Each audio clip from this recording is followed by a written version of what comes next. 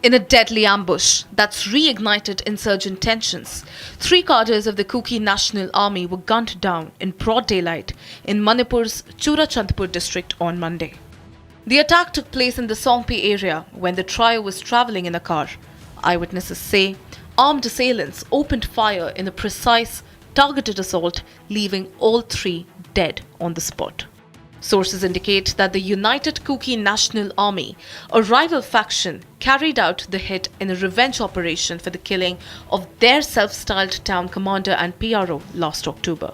Those killed in the attack have been identified as Thangboy Haokip, also known as Thapi, the deputy commander-in-chief of the KNA, along with Gao Singson and Saijin Haokip.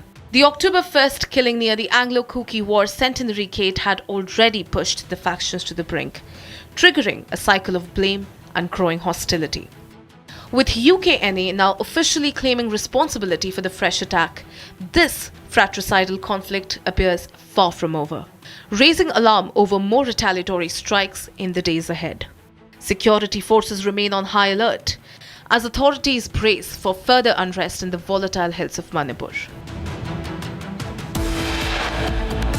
It's time for a quick break, viewers. On the other side, we'll tell you about External Affairs Minister Dr. S. Jaishankar, who is in Washington, D.C. He will be participating in the meeting of foreign ministers of Quad at 7:30 p.m. Indian Standard Time today.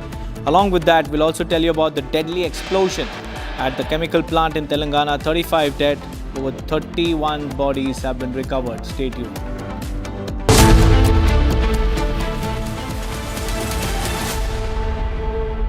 Powered by Century Ply Club Prime. रहो बेफिक्र। पैसा लगाना है तो century ply club prime पे लगाओ। डूबेगा नहीं, जलेगा भी नहीं, कोई खा नहीं जाएगा, धोखा नहीं देगा, ऊपर नीचे भी नहीं होगा, सेफ रहेगा, सिक्योर्ड में मिनिमम 30 साल का रिटर्न देगा। अब इससे बेटर इन्वेस्टमेंट है तो बताओ। सेंचुरी प्लाई क्लब प्राइम, रहो बेफिक्र।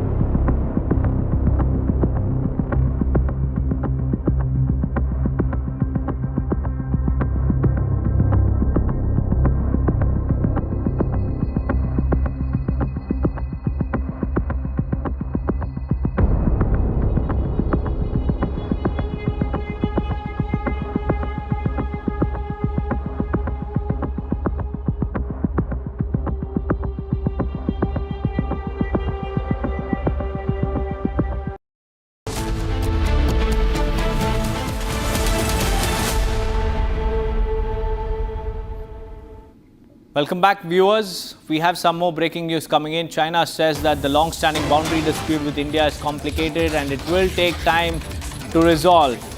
However, it has expressed readiness to hold discussions on delimiting the border assets and maintaining peace in the border areas. The statement came in response to remarks made by Defence Minister Rajnath Singh during his meeting with Chinese Defence Minister Dong Jun on June 26th in Qingdao on the sidelines of the Shanghai Cooperation Organization, or the SCO Defence Ministers Conclave. So this is a breakthrough because the Chinese side has said that it is ready to hold talks on the border dispute, but it has also said that the boundary dispute with India, which is a long-standing one, is very, very complicated and it will take time to resolve. The statement came in response to Rajnath Singh's discussions with his Chinese counterpart during the SCO summit sidelines. The defense minister made it very, very clear with China about the border dispute. And now we have an update. And the update is that China has said that it is ready to hold discussions on the complicated and long-standing border issue with India.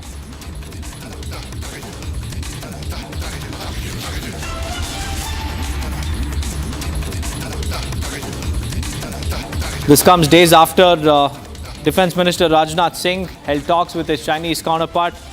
In fact, we also have our senior executive editor Abhishek Kapoor joining us live this morning. A very good morning to you, Abhishek. China has expressed its readiness to hold talks on border delimitation and also the boundary issues, but it has said it is complicated and will take time. How do you see this?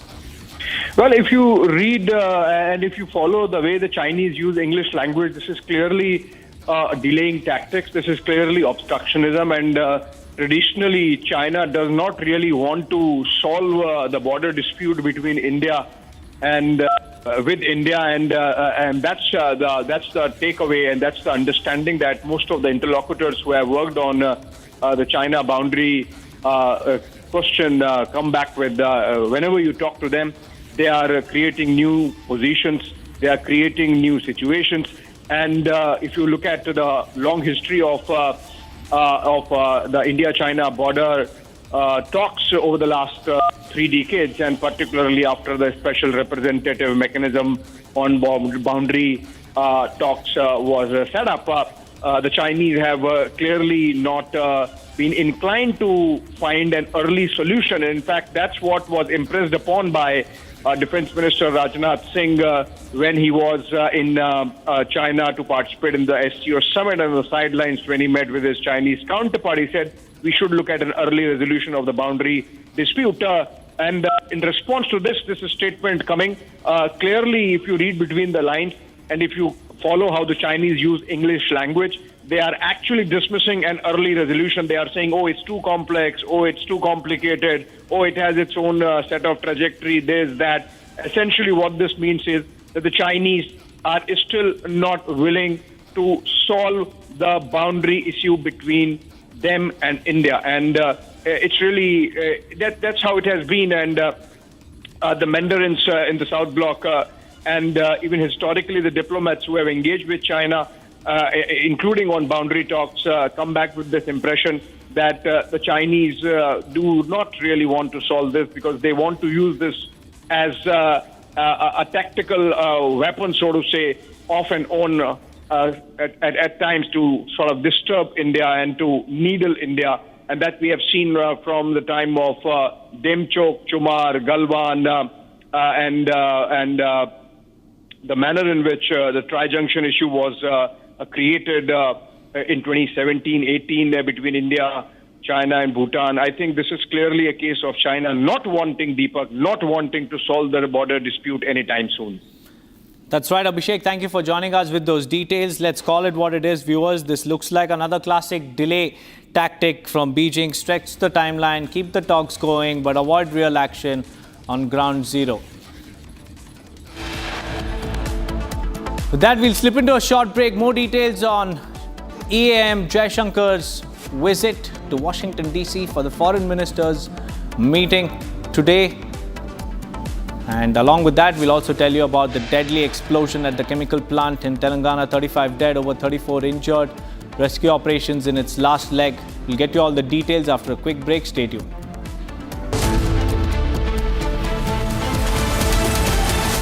Powered by Century Ply Club Prime. Raho befikar. Amity has been ranked India's #1 not-for-profit private university for 11th year, with top 10 ranked institutions in management, engineering, biotech, law, masscom, telecom, hospitality, fashion and more. Yet another top ranking for Amity University.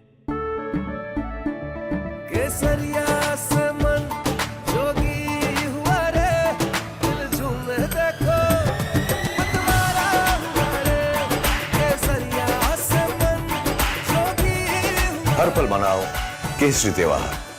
विमल, बोलो जुबान Kesari.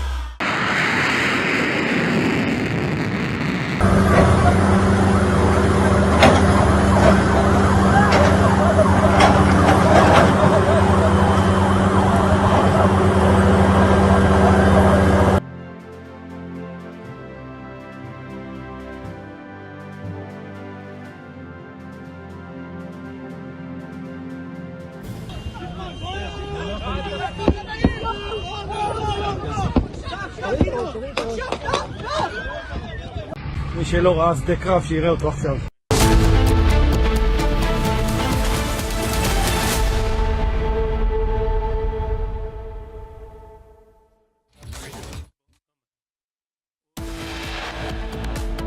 The world must come together on some basic concepts. No impunity to terrorists, no treating them as proxies, and no yielding to nuclear blackmail. Any state sponsorship must be exposed and must be countered. External Affairs Minister Jai Shankar calls out Pakistan at UNSC, says state-sponsored terrorism must be exposed and urges for global unity against terror. Probe widens in Kolkata rape case. Police says evidence backs Kolkata rape survivor's statement.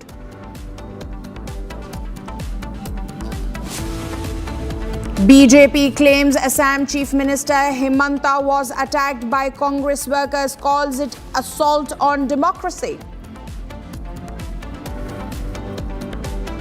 Deadly explosion at chemical plant in Telangana, 30 dead, over 34 injured.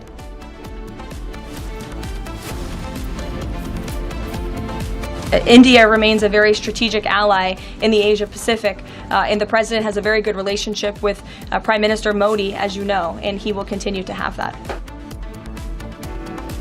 White House says India-US trade deal in final stage, Trump to make announcements soon. External Affairs Minister Jai Shankar will be participating in a meeting of the Foreign Minister of the Quad grouping in the United States that will focus on common vision for a free and open Indo-Pacific.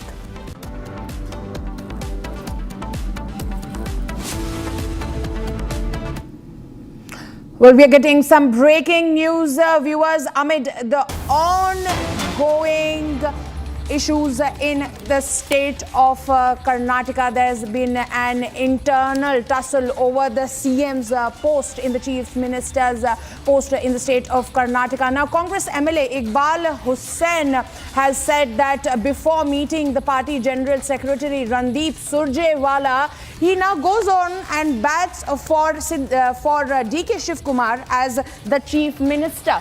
He says that they are ready for a change for the post of Chief Minister in Karnataka, and what needs to be seen here is that he has the support of 100 MLAs. He says we want change. DK Shivkumar deserves the post of Karnataka Chief Minister, and all this is coming after, viewers, when yesterday DK Shivkumar and Siddaramaiah came out and did that press conference to show unity over there. And after that, today, once again, even after that press conference, we saw Iqbal Hussain coming forward and making a statement in favor of DK Shivkumar. Listen in.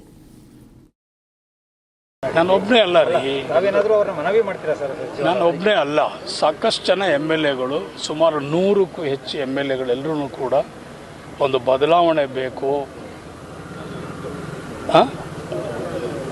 ಅಂಥೇಳಿ ನಿರೀಕ್ಷೆಯಲ್ಲಿ ಇದ್ದಾರೆ. ನಾನೊಬ್ಬನೇ ಅಲ್ಲ, ಸಾಕಷ್ಟು ಜನ ಶಾಸಕರೆಲ್ಲರೂ ಒಂದು ಒಳ್ಳೆ ಆಡಳಿತ ಬೇಕು, ಅವ್ರಿಗೊಂದು ಅವಕಾಶ ಕೊಡಬೇಕು. ಅವರು ಶ್ರಮ ಪಟ್ಟಿದ್ದಾರೆ, ಅವರು ಹೋರಾಟ ಮಾಡಿದ್ದಾರೆ, ಪಕ್ಷ ಸಂಘಟನೆ ಮಾಡಿದ್ದಾರೆ. ಆವತ್ತು ಇದ್ದಂಥ ಸನ್ನಿವೇಶ, ಅವರಿಗೆ ಕೊಟ್ಟಂಥ KPCC ಅಧ್ಯಕ್ಷರಾದಂಥ ಸಂದರ್ಭದಲ್ಲಿ ಇದ್ದಂಥ ಪರಿಸ್ಥಿತಿ ಯಾವ ರೀತಿ ಇತ್ತು, ಪಕ್ಷ ಇವತ್ತು ಯಾವ ರೀತಿ ಪಕ್ಷ ಸಂಘಟನೆ ಆಗಿದೆ, ಎಷ್ಟು ಶಕ್ತಿ ಬಲವಾಗಿ ಎಷ್ಟು ರೀತಿಯಲ್ಲಿ ಬೆಳೆದಿದೆ, ಎಷ್ಟು ಎತ್ತರಕ್ಕೆ ಬೆಳೆದಿದೆ. ನಾನೊಬ್ಬನೇ ಅಲ್ಲ ರೀ, ನಾನೊಬ್ಬನೇ ಅಲ್ಲ, ಸಾಕಷ್ಟು ಜನ MLAಗಳು, ಸುಮಾರು 100ಕ್ಕೂ ಹೆಚ್ಚು MLAಗಳೆಲ್ಲರೂ ಕೂಡ ಒಂದು ಬದಲಾವಣೆ ಬೇಕು ಅಂಥೇಳಿ ನಿರೀಕ್ಷೆಯಲ್ಲಿ ಇದ್ದಾರೆ. ನಾನೊಬ್ಬನೇ ಅಲ್ಲ, ಸಾಕಷ್ಟು ಜನ ಶಾಸಕರೆಲ್ಲರೂ ಒಂದು ಒಳ್ಳೆ ಆಡಳಿತ ಬೇಕು, ಅವ್ರಿಗೊಂದು ಅವಕಾಶ ಕೊಡಬೇಕು. ಅವರು ಶ್ರಮ ಪಟ್ಟಿದ್ದಾರೆ, ಅವರು ಹೋರಾಟ ಮಾಡಿದ್ದಾರೆ, ಪಕ್ಷ ಸಂಘಟನೆ ಮಾಡಿದ್ದಾರೆ. ಆವತ್ತು ಇದ್ದಂಥ ಸನ್ನಿವೇಶ, ಅವರಿಗೆ ಕೊಟ್ಟಂಥ KPCC ಅಧ್ಯಕ್ಷರಾದಂಥ ಸಂದರ್ಭದಲ್ಲಿ ಇದ್ದಂಥ ಪರಿಸ್ಥಿತಿ ಯಾವ ರೀತಿ ಇತ್ತು, ಪಕ್ಷ ಇವತ್ತು ಯಾವ ರೀತಿ ಪಕ್ಷ ಸಂಘಟನೆ ಆಗಿದೆ, ಎಷ್ಟು ಶಕ್ತಿ ಬಲವಾಗಿ ಎಷ್ಟು ರೀತಿಯಲ್ಲಿ ಬೆಳೆದಿದೆ, ಎಷ್ಟು ಎತ್ತರಕ್ಕೆ ಬೆಳೆದಿದೆ. Moving on, viewers, we're getting more breaking news coming in as far as the India-US trade deal is concerned. The White House has said that India and US trade deal is in the final stage and could happen soon, anytime. White House Press Secretary Caroline Leavitt said that the US and India are very close to a trade deal. Leavitt further said that finalization of the agreement is ongoing and that there's going to be an announcement soon from the President of United States. They said that India and US are very close and a trade deal is soon on the cards.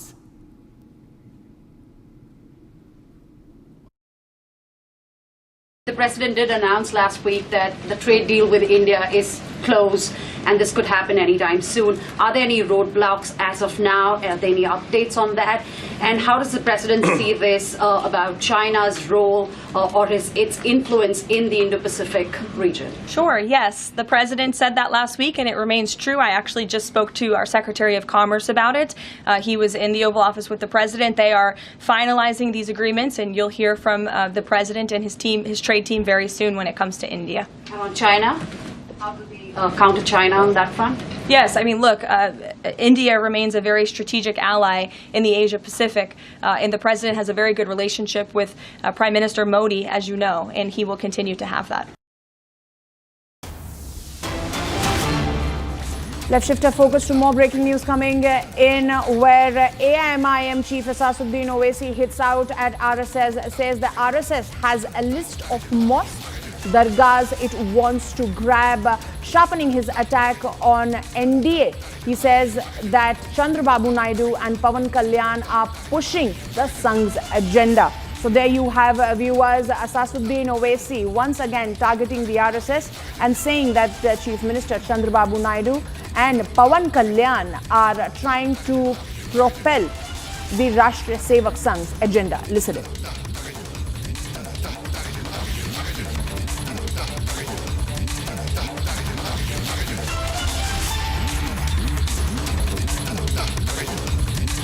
Government किसी भी मस्जिद को, दरगाह को, खानखा को आपसे छीन सकती है। आरएसएस यही चाहती है कि इस मुल्क में उनके पास एक लिस्ट है उन मस्जिदों की, दरगाहों की, खानखाओं की, वो उसको हासिल करना चाहते हैं। गवर्नमेंट किसी भी मस्जिद को, दरगाह को, खानखा को आपसे छीन सकती है। आरएसएस यही चाहती है कि इस मुल्क में उनके पास एक लिस्ट है उन मस्जिदों की, दरगाहों की, खानखाओं की, वो उसको हासिल करना चाहते हैं। गवर्नमेंट किसी भी मस्जिद को, दरगाह को, खानखा को आपसे छीन सकती है।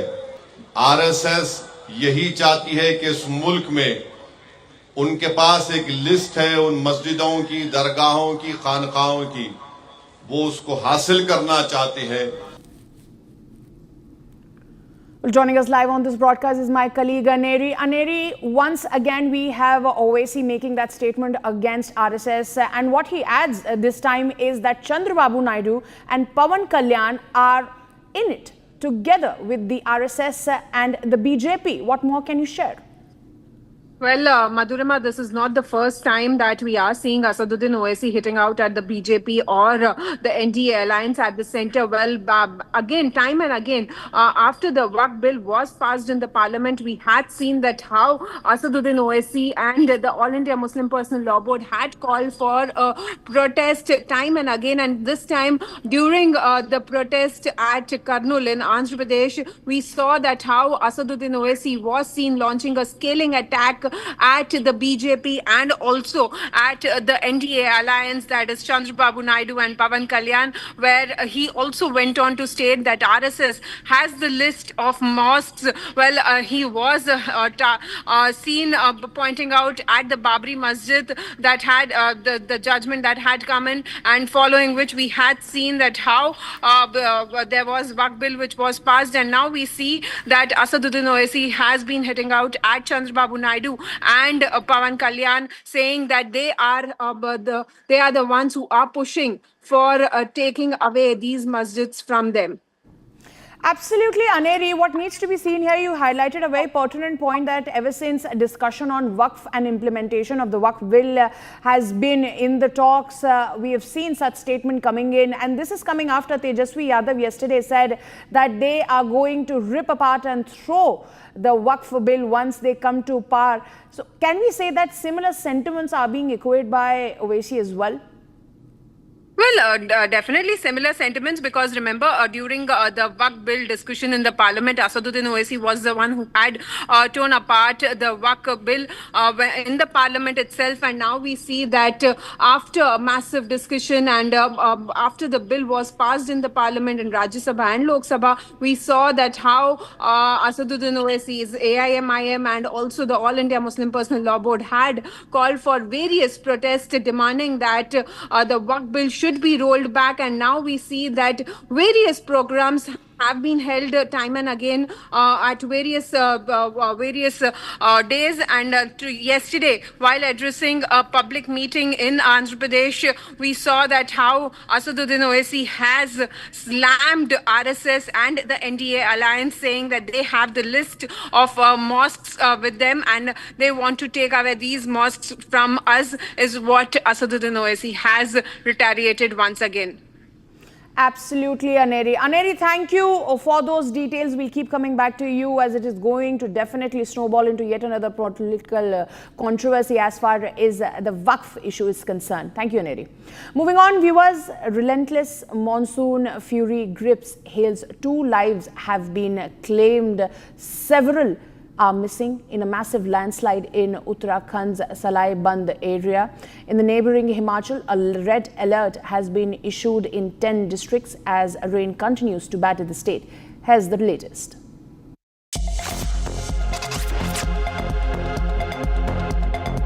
A devastating landslide has struck Uttarakhand's Salai Band region in Uttarkashi district. 2 labourers have been confirmed dead, while 7 others remain missing. District Magistrate Prashant Arya inspected the area. Listen in to what he had to say. सिलाई band के पास हम लोग हैं और वही इलाका है जहाँ पे 3 तरफ से, जैसा पीछे देख रहे हैं कि जो क्लाउडबस्ट हुआ प्रातः कल उससे 3 जगह सड़क हमारी वॉशआउट हुई है, क्योंकि वो कर्व में थी। तो अभी काम चल रहा है, हमारा पोकलैंड मशीनें हैं, अप एंड डाउन दोनों पोजीशन में है, जेसीबी भी है। चूँकि ये पहली बार स्लाइड हुआ है तो वो स्टेबल नहीं है, तो जैसे जैसे बारिश आ रही है तो वापस से वो रीस्टेबल हो जाएगा। थोड़ा सा सेंसिटिव तो है, परंतु जैसा अभी हमारा टीम से बात हुई थी NH की टीम से, हम लोग साथ ही थे, कम हुई, तो रिस्टोरेशन हम लोग इसको कर लेंगे इस वाले स्लाइड को। नेक्स्ट इसके बाद ओजरी का है, ओजरी वाले के लिए अल्टरनेट रूट के लिए हमारी टीम ITBP और फॉरेस्ट को मैंने बोल दिया है, एक अल्टरनेट पैदल रास्ता उसमें बनाना पड़ेगा, क्योंकि वो थोड़ा ज़्यादा है इससे और वो थोड़ा रिस्की भी है। तो पैदल रूट पे करते ही हम लोग इसको रिस्टोर करते ही कल का मेरा उम्मीद है कल हम मूवमेंट पैदल और यहाँ तक गाड़ियों से स्टार्ट करेंगे। In the Ojari region, road access remains a key challenge. The DM said that the ITBP and the Forest Department have been tasked with creating an alternative footpath route to ensure safe movement. Meanwhile, in neighbourhood Himachal Pradesh, the situation is equally grim. The Indian Meteorological Department has issued a red alert for 10 districts including Shimla and Mandi. As heavy monsoon rains continue to trigger widespread landslides and flash floods, emergency and rescue teams are working round the clock to restore essential services. Breaking news coming in, viewers. 3 insurgents belonging to different proscribed outfits have been arrested by security forces in Manipur's Imphal, West and East districts. According to the police, an insurgent belonging to the band People's Liberation Army, the PLA, was arrested from Lamding Awang Lekai in Imphal's West district on Sunday. The arrested militant has been identified as Yumnam Singh 31 years old, and was involved in extortion from elected representatives such as Panchayat Pradhans and members, as well as from private and government schools in the district. So it's a big win for the Manipur police over there, as 3 insurgents who were involved in a major extortion racket have been arrested from Impal's West district.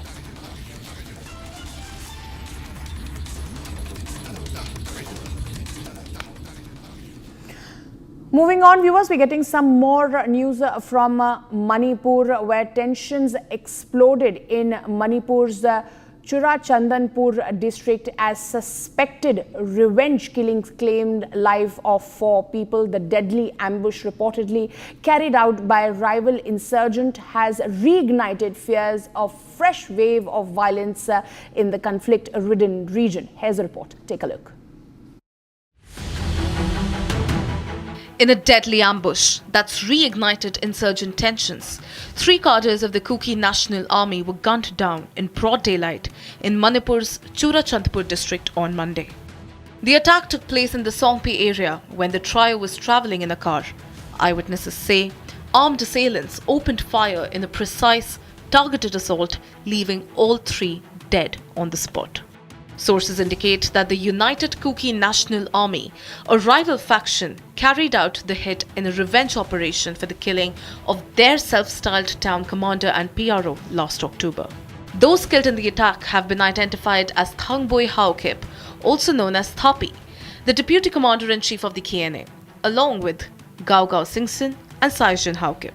The October 1st killing near the Anglo-Kuki War Centenary Gate had already pushed the factions to the brink, triggering a cycle of blame and growing hostility. With UKNA now officially claiming responsibility for the fresh attack, this fratricidal conflict appears far from over, raising alarm over more retaliatory strikes in the days ahead. Security forces remain on high alert as authorities brace for further unrest in the volatile hills of Manipur.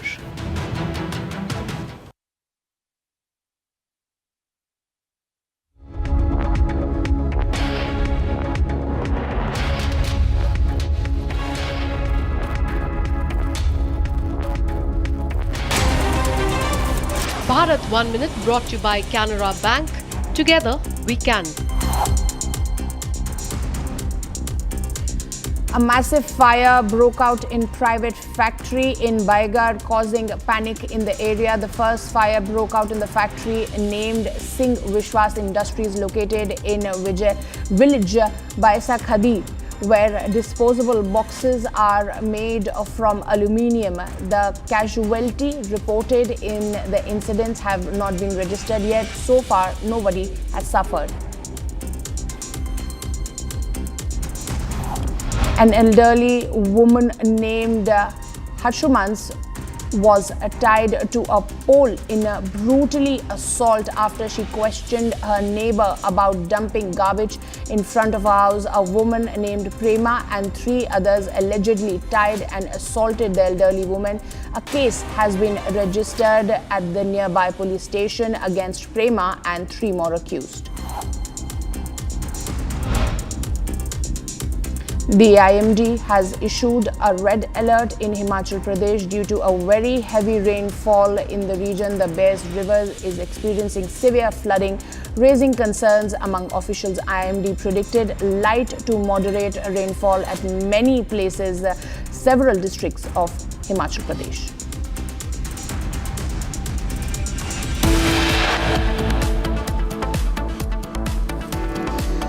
Coming up on the other side, viewers, External Affairs Jai Shankar to participate in Quad Foreign Ministers meet in the US.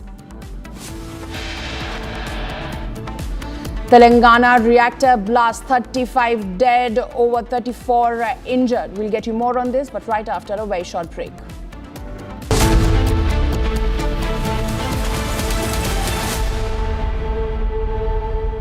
Powered by Century Ply Club Prime. रहो बेफिक्र.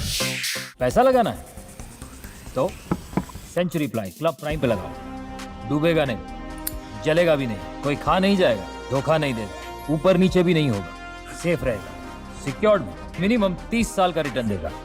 अब इससे better investment है तो बताओ। Century ply club prime, रहो बेफिक्र।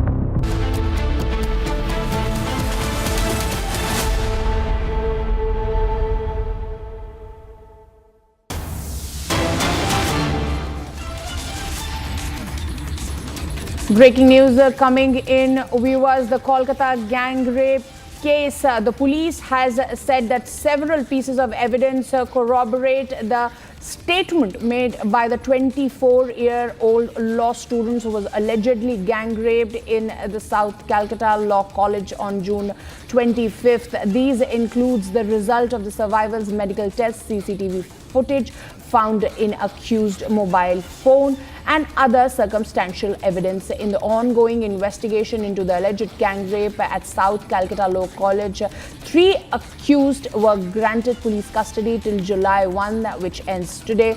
The 3 accused were given custody based on the medical evidence and victims' statement. The custody of the accused are going to end today. Remember, viewers, that there has been CCTV footage as well. Also, 17 more people are under the scanner of the Kolkata police and they will be questioned. But the breaking at this hour is that the Kolkata police seconds what the victim has been claiming, and they have made a statement saying that all the claims made by the victim are corroborating in confidence with the evidence that has been found.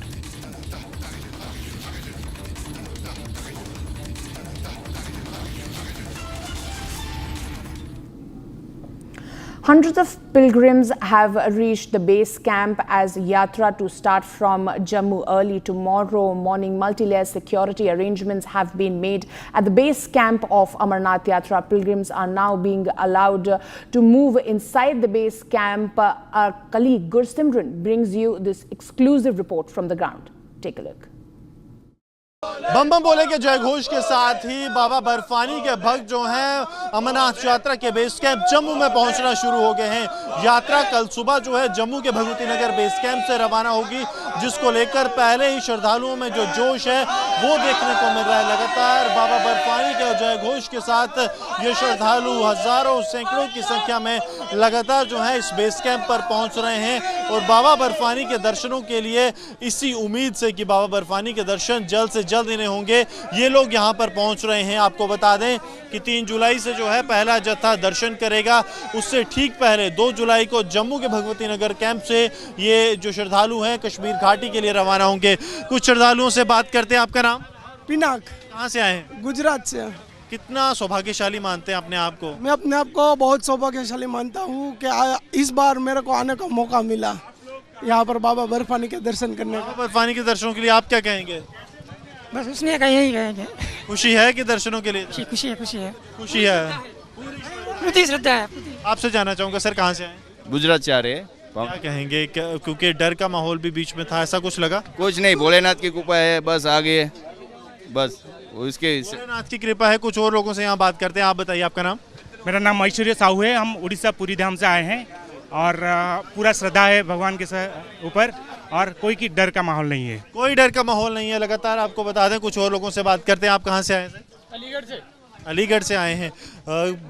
पहली बार जा रहे हैं? जी, दूसरी बार। पिछली बार भी आए थे, बहुत अच्छा लगा था। बाबा की नगरी में फिर आने का मन है। बाबा अगली बार फिर बुलाए और फिर हम आएंगे। फिर आएंगे। कुछ महिलाएं भी हमारे साथ यहाँ पर हैं, उनसे भी बात करते हैं। मैडम, आपका नाम? संतोष ठाकुर। कहाँ से आए हैं? हिमाचल प्रदेश। मैडम क्या कहेंगे, दर्शन करने जा रहे हैं, कितनी खुशी है? बहुत खुशी, बाबा के दर्शन हो जाए, इससे ज़्यादा क्या खुशी हो सकती है हमें। बहुत ज़्यादा खुशी है। लगातार जो है तस्वीरें यहाँ पर आप देख रहे हैं कि लोग यहाँ पर बड़ी तादाद में यहाँ पर पहुँच रहे हैं ताकि बाबा बर्फानी के दर्शन जो है वो किए जाएँ। अब कुछ और लोगों से यहाँ पर बात करते हैं। आपका नाम? मेरा नाम देवुन बख्शी है, मैं उड़ीसा से आया हूँ, झारसुगुड़ा जिले से। क्या कहेंगे, दर्शन कर रहे हैं? बहुत विश्वास है बाबा बर्फानी के ऊपर और ये हमारा दूसरी बार अटेम्प्ट है। आ रहे हैं हम, बाबा बर्फानी का आशीर्वाद से हम बहुत अच्छी तरह पिछले बार भी आए थे, इस साल भी आए हैं और यहाँ से जिला प्रशासन की तरफ से बहुत बढ़िया सुविधा हुआ है। मैं धन्यवाद देना चाहता हूँ केंद्र सरकार को, जितना बढ़िया सुविधा किए हैं और देख पा रहे होंगे कितना भक्तों यहीं पे लाइन में लगे हुए हैं और बहुत खुशी मिल रही है कि यहाँ पर है। कुछ और लोगों से बात करते हैं। आपका नाम? साहिल। कहाँ से आए हैं? पंजाब लुधियाना। लुधियाना से आए हैं। क्या कहेंगे, दर्शन करने जा रहे हैं? बस इस बारी भी आए हैं, हर साल आते रहेंगे। जय बाबा बर्फानी। हर साल आते रहेंगे। आप देखिए यहाँ पर जम्मू कश्मीर पुलिस की तरफ से सुरक्षा के खास इंतजाम किए गए हैं। मल्टी लेवल जो चेकिंग है वो यहाँ पर रखी गई है। जो सुरक्षा विभाग है जम्मू कश्मीर पुलिस का, वो यहाँ पर लगातार हर आने जाने वाले जो व्यक्ति हैं उनकी तलाशी लेने के बाद ही उन्हें यहाँ से आगे जाने की इजाज़त दी जा रही है। मेटल डिटेक्टर्स यहाँ पर लगाए गए हैं जिनसे पार होके ही कोई भी व्यक्ति जो है वो यहाँ से आगे जा पाएगा। उसके साथ साथ अलग से जो है स्कैन भी किया जा रहा है। यहाँ पर मैं एक बार फिर से आशु से कहूँगा इस तरफ आ जाएं। कुछ और लोगों से यहाँ पर बात करने की कोशिश करते हैं। आपका नाम? कल्पेश। कहाँ से आए? चित्तौड़ से। क्या कहेंगे, बाबा बर्फानी के दर्शनों के लिए जा रहे हैं? पहली बार आए हैं, अब देखते हैं क्या होता है। पहली बार है? हाँ जी। सब परिवार आए? नहीं आया, अकेले आया। अकेले आप देखिए वो लोग आ रहे हैं। सर आपका नाम? कमलेश सिंह राठौर। क्या कहेंगे, दर्शनों के लिए जा रहे हैं बाबा बर्फानी के, कितना सौभाग्यशाली मानते हैं अपने आप? अपने को बहुत बड़ा सौभाग्यशाली मानते हैं जो बाबा ने बुलाया है और बिल्कुल पूरे उल्लास के साथ जा रहे हैं। पहलगाम के घटना के बाद कोई डर नहीं, कोई भय नहीं, जाना है तो जाना है, कोई डर भय नहीं। बाबा आप कल भी यहाँ आए थे, आज भी यहाँ आए, क्या कैसे? बहुत बढ़िया है, बहुत अच्छी सुरक्षा है, हर प्रकार का प्रबंध बढ़िया है एकदम से। मैं White House says India-US trade deal in final stage. Trump to make announcement soon. Rain mayhem in Himachal, Uttarakhand and Jammu and Kashmir. IMD predicts more showers. MET forecast above normal monsoon in July for the country. We'll get you more on this, but right after a short break. Powered by Century Ply Club Prime. रहो बेफिक्र। पैसा लगाना है तो century ply club prime पे लगाओ। डूबेगा नहीं, जलेगा भी नहीं, कोई खा नहीं जाएगा, धोखा नहीं देगा, ऊपर नीचे भी नहीं होगा, सेफ रहेगा, सिक्योर्ड में मिनिमम 30 साल का रिटर्न देगा। अब इससे बेटर इन्वेस्टमेंट है तो बताओ? सेंचुरी प्लाई क्लब प्राइम, रहो बेफिक्र।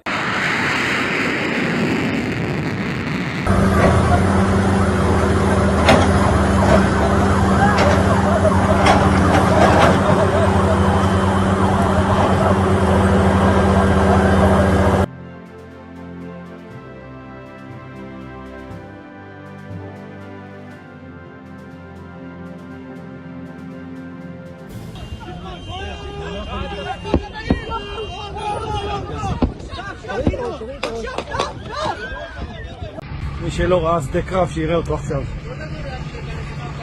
בוא. בוא אחי. שמאלה, שמאלה, שמאלה. סע, ישר, ישר. ישר. ישר.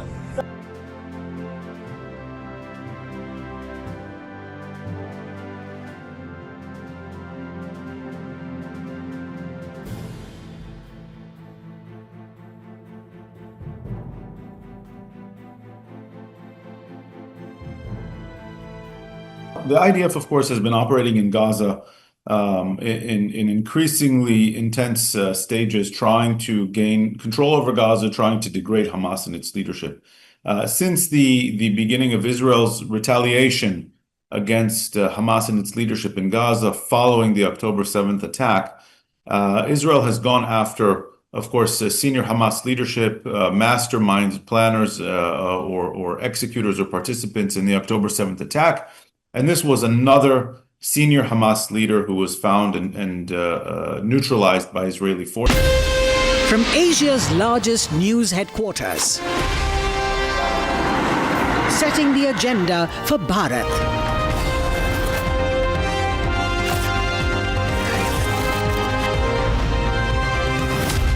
You're watching Republic.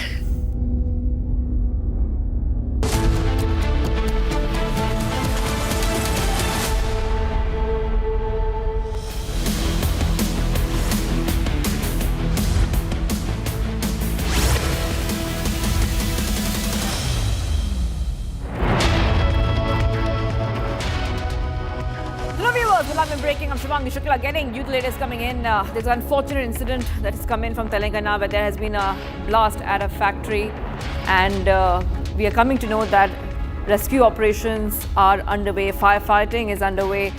Many people have lost their lives. This is a developing story. We'll get to all the details, but as usual, the headlines first. Let's get started. Deadly explosions at a chemical plant in Telangana, 35 people dead and over 34 are injured. The world must come together on some basic concepts. No impunity to terrorists, no treating them as proxies, and no yielding to nuclear blackmail. Any state sponsorship must be exposed and must be countered. External Affairs Minister Jai Shankar calls on Pakistan. UNSC says state-sponsored terrorism must be exposed and urges for global unity against terror.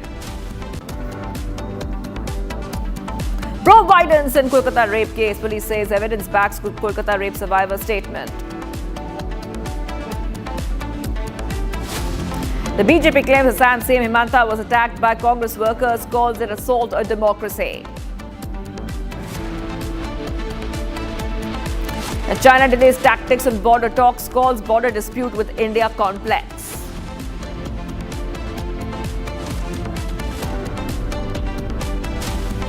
And External Affairs Minister Jai Shankar will be participating in a meeting of the foreign ministers of the Quad grouping in US that will focus on common vision for a free and open Indo-Pacific.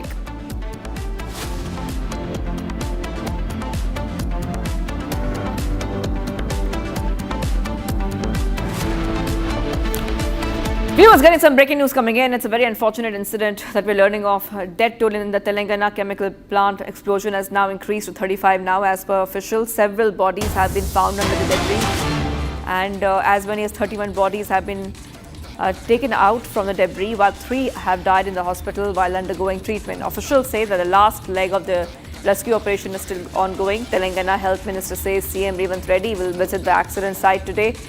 Very, very unfortunate news coming in. The death toll is right now 35.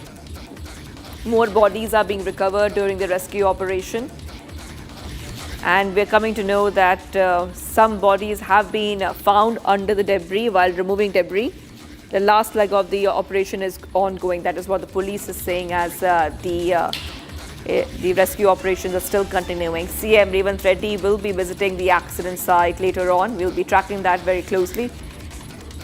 This incident occurred on Monday when a suspected reactor explosion triggered a blast and fire at a chemical industry factory. And we are coming to know that there were many employees who were working in the factory at the time of the incident. These pictures are coming in right now. So we have 2 pictures. One is from the chemical plant blast and the other one from the hospital. I want to go across to Aneri, who's joining us right now. Aneri, very, very unfortunate incident coming out from Telangana, and of course the rescue and relief operations are still continuing. Many are being treated, and at the same time we're learning that the death toll is climbing higher. If you could just take our viewers through what is happening right now.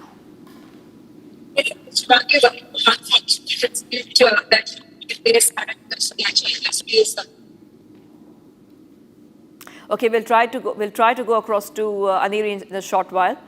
This is reactor blast which took place at the Sagachi Industries Private Limited.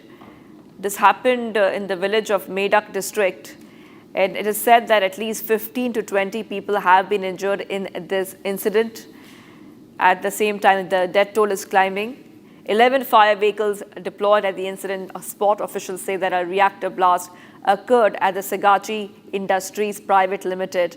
I want to go across to my colleague Aneri. We lost you there. You're back with us. Just continue and give us a ground reality of what is happening as rescue and relief operations are continuing.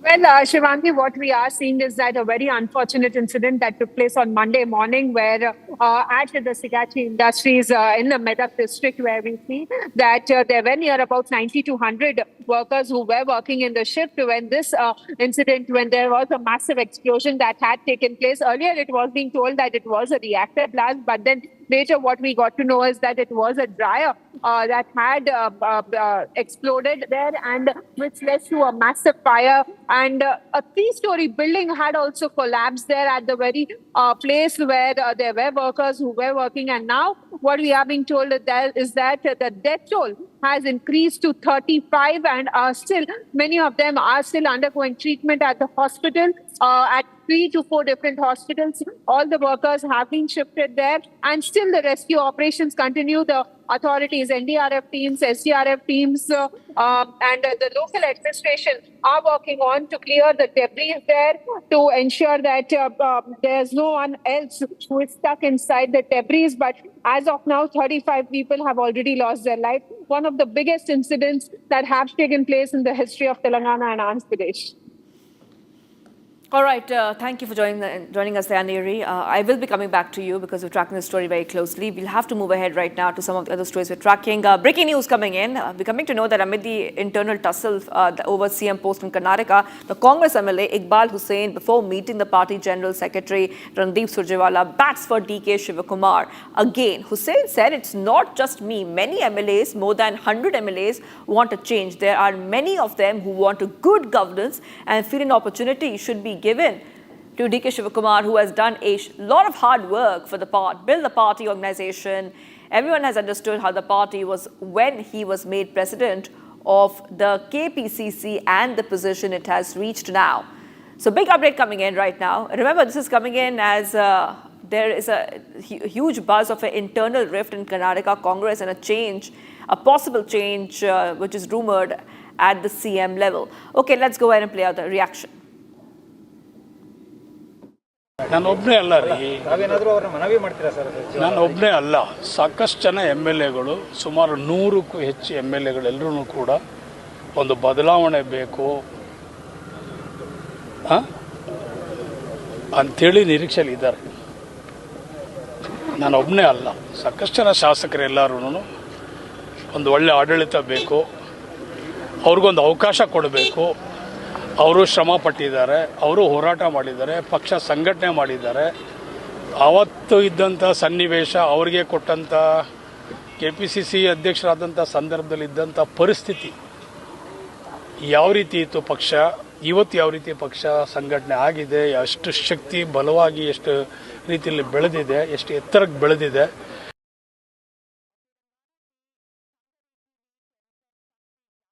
A day after Khadgeji said that High Command will decide what will happen in Karnataka as far as CM is concerned, Surjewala ji tried to broker peace between the warring factions. He tried to ensure ceasefire between the two factions of Congress party. Now, Congress MLA Iqbal Hussain has said that 100 plus MLAs of Congress want a change in Karnataka leadership. This is no confidence against Siddaramaiah. It is acceptance that his administration is a failure. And it shows that for Congress, the priority is satta, is chair. And in this chair ki ladai, Congress has become tukde like it was in Rajasthan, Gehlot versus Pilot, like it is in Himachal Pradesh, Pratibha Singh ji versus Sukhu ji. The administration and governance is suffering. People are suffering, paying high taxes and are being subjected to loot, Muda scam, the housing scam, other kinds of scams, Valmiki scam, all of this is taking place under their watch, and they are not fulfilling the guarantees. The only thing they want to fulfill is their own lust for power and ambition. Congress versus Congress. Congress party needs ceasefire, and that should be brokered by somebody in the Congress who considers himself as High Command, because Khadgeji does not consider himself as High Command. All right, let's go straight across to Abhishek, who's joining us live from Bengaluru. Abhishek, you're reporting for us on this story, and now there's so many speculations doing the rounds, and one is that there is a camp, it looks like, which is pro-DK Shivakumar, and they want to see him as the new CM, and that is creating a huge buzz in Karnataka. Well, Tivani, for the Congress party in the state of Karnataka, it looks like it is DCM DK Shivakumar versus the other congressmen who wanted DCM DK Shivakumar to be the CM of Karnataka in the next couple of days. However, when previously speaking to the various other media houses, CM Siddaramaiah had very clearly mentioned. Right, Abhishek, we're getting some issue with your audio, so we will come back to you in a moment, in just a short while. But like we are telling our viewers, there is a lot of internal rift that can be seen there. We are seeing that there is a divided camp within the Karnataka Congress, a lot of unhappy leaders in Karnataka Congress. And now the update that we're getting for our viewers is that some breaking news is coming in. Let's go ahead to the next breaking update. Assam Minister Piyush Hazarika alleges that Assam CM Himanta Biswa was attacked by Congress workers. BJP says that the Congress workers hurled bottles at Himanta convoy in Golaghat and called this incident assault on democracy. So this is what we see right now, viewers. Back to work is coming in right now, Republic TV, where we are learning that the BJP is saying that CM Himanta was attacked. That is right, he was attacked.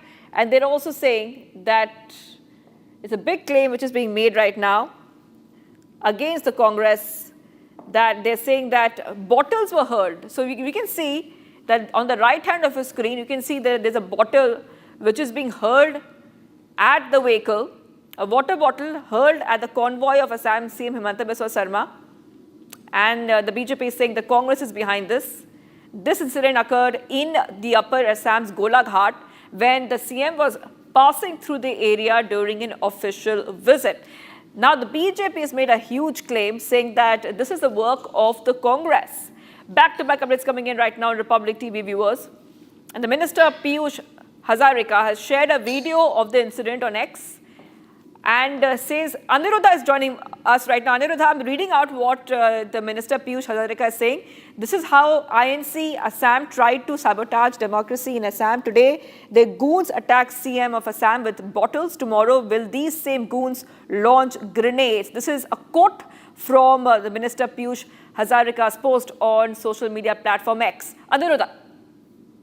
Yes, this attack that the bottle was thrown at the Chief Minister's convoy has been condemned, and this has been taken very seriously.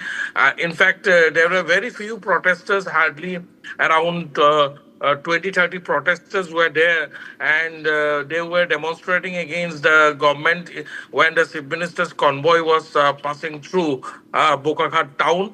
And at that moment, one protester threw this empty water bottle towards the Chief Minister's convoy, and he hit a car in which, in fact, the Chief Minister was not traveling, but another senior cabinet minister was traveling. They missed the car. However, this launching of this bottle has been condemned, and it has been taken seriously. Security measures are being also looked into, and apart from the developments that have followed, we are also picking up that 4 Congress workers have been arrested last night itself. 4 Congress workers have been arrested. This is a very unprecedented incident. Never in the history of Assam there have been demonstrations before the Chief Minister's convoy. There have been demonstrations before the Chief Minister's office, but never in All right. Okay, Aniruddha, I will have to come back to you on this. BJP has made a huge claim in the Congress. I really have to move ahead right now, viewers, because an encounter between the police and criminals late last night in Moradabad's Bhagatpur area has brought to light a string of thefts in the region. One criminal was injured and arrested, while others managed to escape. Here is a quick report.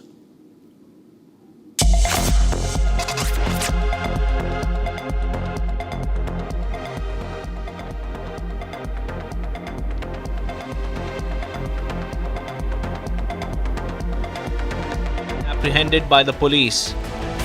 The remaining suspects managed to flee the scene taking advantage of the chaos.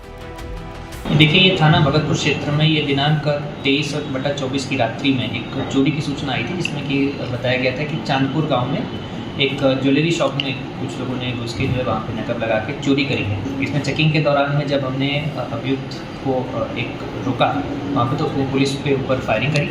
Firing में आत्मरक्षार्थ police ने जवाबी firing में उसके जो main अभियुक्त है उसके पैर में गोली लगी है। उसके पास से एक तमंचा, एक खोखा कारतूस, एक जिंदा कारतूस एवं 10,170 रुपये और कुछ ज्वेलरी के सामान जिसमें चोरी के थे वो भी उसके पास से बरामद हो गए हैं। The injured criminal is currently undergoing treatment under police custody.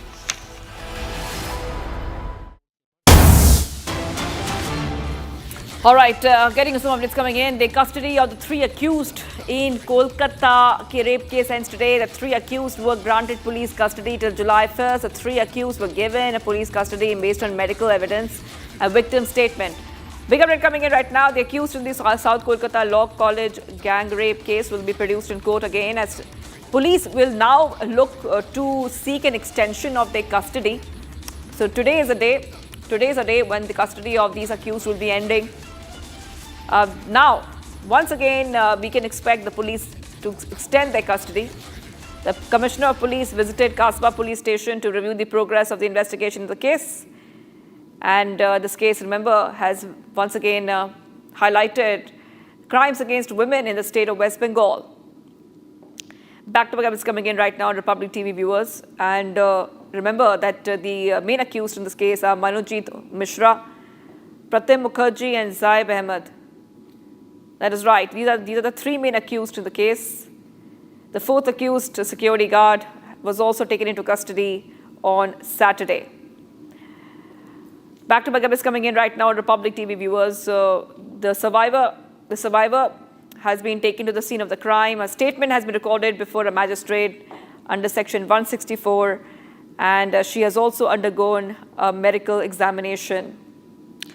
Now, remember that as we keep getting you back-to-back updates, the BJP is alleging that once again the state of West Bengal is not safe for women. The BJP has been holding back-to-back protests in multiple parts of West Bengal. We also saw that the BJP president, JP Nadda, has constituted a panel to investigate this incident independently. I want to go across to my colleague who's joining us right now. We have with us Madhurima from our newsroom.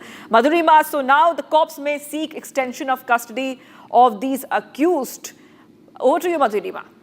Well, absolutely, Shivangi, and this is coming on the heels of the fact that the Kolkata police has asserted that how whatever the claims that were made by the victims can be corroborated from the circumstantial evidence.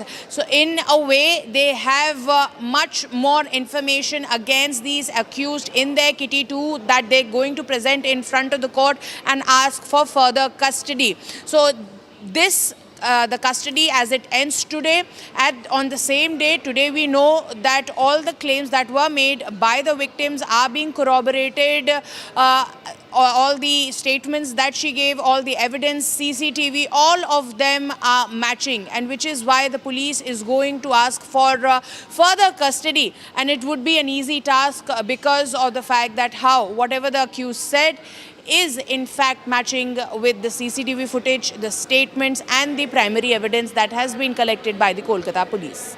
That's right, Madhurima. Thank you for getting those details. I will be coming back to you and our team as we track the story very closely. Let's move ahead right now, viewers, where a massive fire broke out in a private factory in the Bairaghar, causing panic in the area. The fire broke out in a factory named the Vishwash Industries, located in village, where disposable boxes are made from aluminium. Let's have a look at this report. Bharat 1 Minute brought to you by Canara Bank. Together we can. A massive fire broke out in a private factory in Bairaghar, causing panic in the area. The fire broke out in a factory named Sain Vishwash Industries, located in the village of Bhena Sakedi, where disposable boxes are made from aluminium. No casualty was reported in the incident.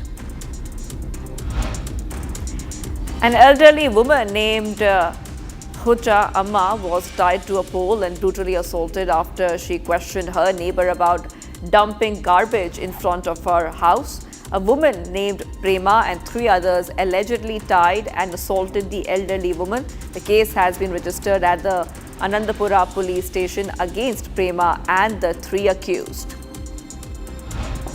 And the Indian Met Department has issued a red alert in Himachal Pradesh due to the very heavy rainfall in the region. The rivers are experiencing severe flooding, raising concerns among officials.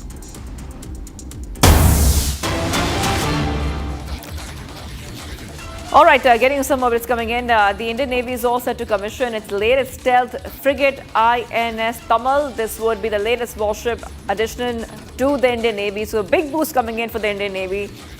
And at the same time, we see the ship's motto, we are learning, is victorious always, every time, signifying the Indian Navy's undying commitment to operational excellence in every mission, complementing its motto, combat ready, credible, cohesive and future ready for safeguarding national maritime interest.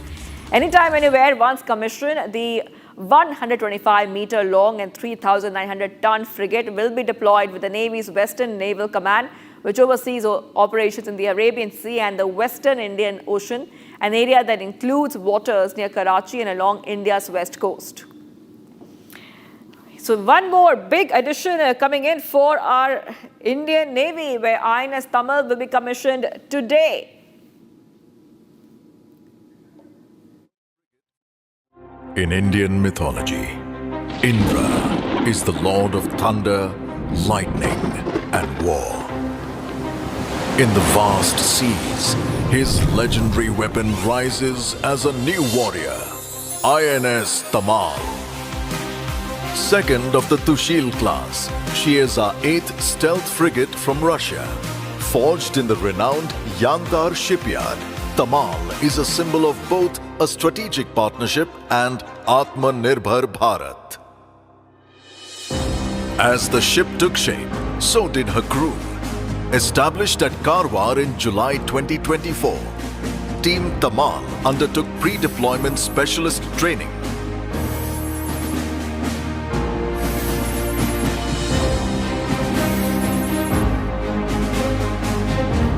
Alongside, they set the standard and forged a spirit of camaraderie, transforming them into a credible, cohesive unit. Tamal, Russian hull, Indian sword. In February 2025, they traveled to Russia to commence rigorous theory and practical systems training.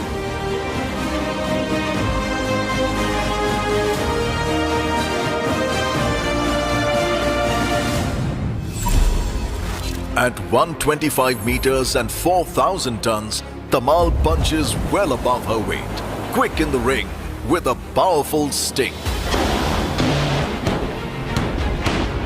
Tamal, firepower, manpower, and above all, willpower.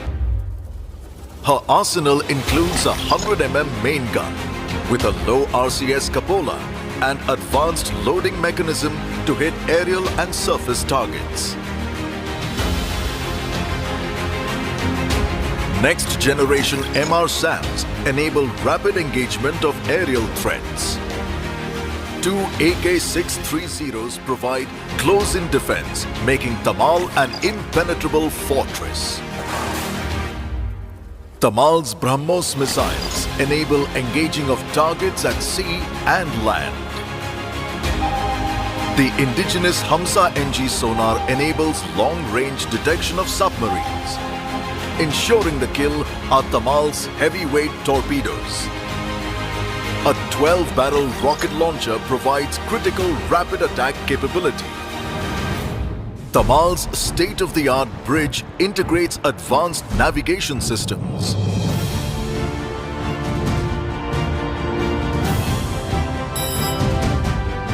The operations room features a next-generation combat management system, which fuses all sensor data, ensuring complete battle space awareness.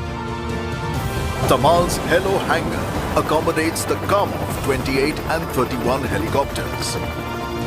Enhancing safety are automated power supply distribution and advanced firefighting and damage control systems. A Kogak propulsion plant powers Tamal, ensuring both speed and unmatched endurance. Inspired by her Russian origins and the mythological Jamvan is Foxtrot 71's fierce yet wise mascot. The Great Bears have, along with the DATS team, conducted rigorous acceptance trials in the icy Baltic.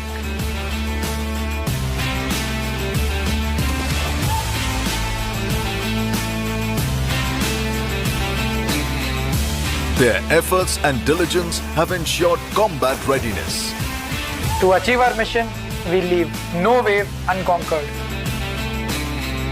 More than warriors, Team Tamal are also ambassadors, bridging two proud maritime nations.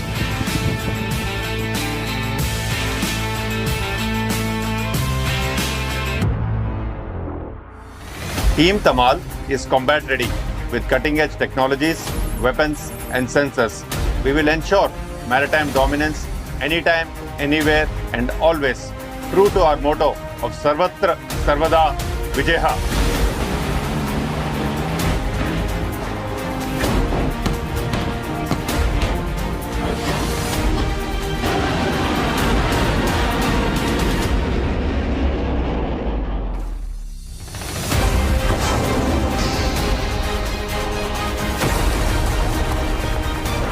हमेशा हर बार हर हाल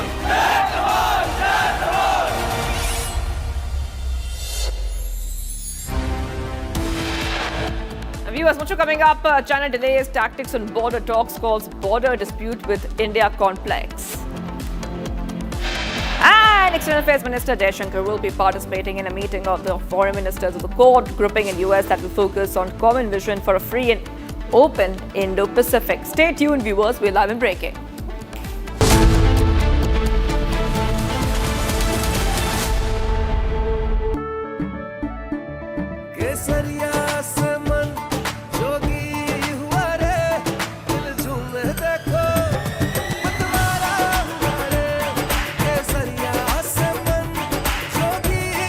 हर पल मनाओ केसरी त्योहार। विमल, बोलो जुबान Kesari.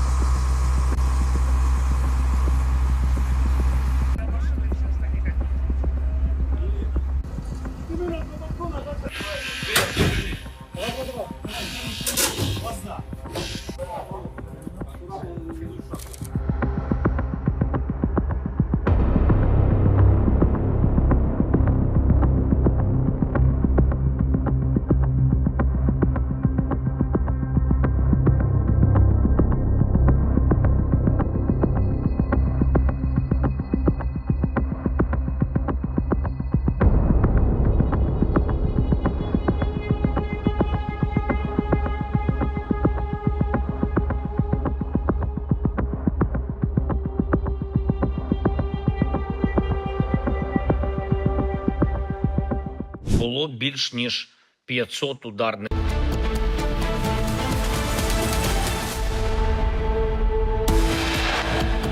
Getting us some top headlines, viewers. Starting off with a deadly explosion at a chemical plant in Telangana, 35 people dead and over 34 injured. The world must come together on some basic concepts. No impunity to terrorists, no treating them as proxies, and no yielding to nuclear blackmail. Any state sponsorship must be exposed and must be counted.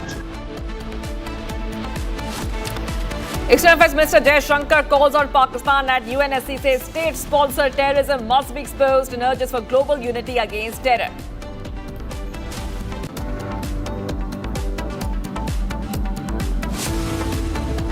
Pro-violence in Kolkata rape case, police says evidence backs Kolkata rape survivor statement.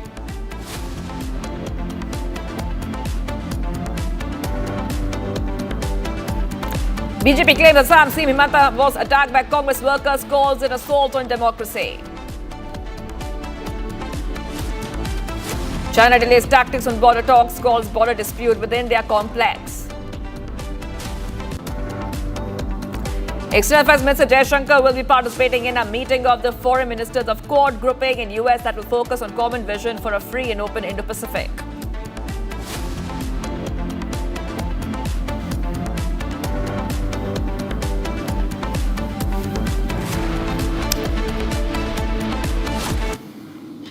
And viewers, we're live in breaking. I'm Shivangi Shukla getting you the latest coming in. Breaking news coming in the Tamil Nadu custodial death case. In Ajit Kumar's case, viewers, 6 officials suspended and 5 of them are now arrested after Tamil Nadu CM M.K. Stalin chaired a meeting with the higher officials of law and order last night.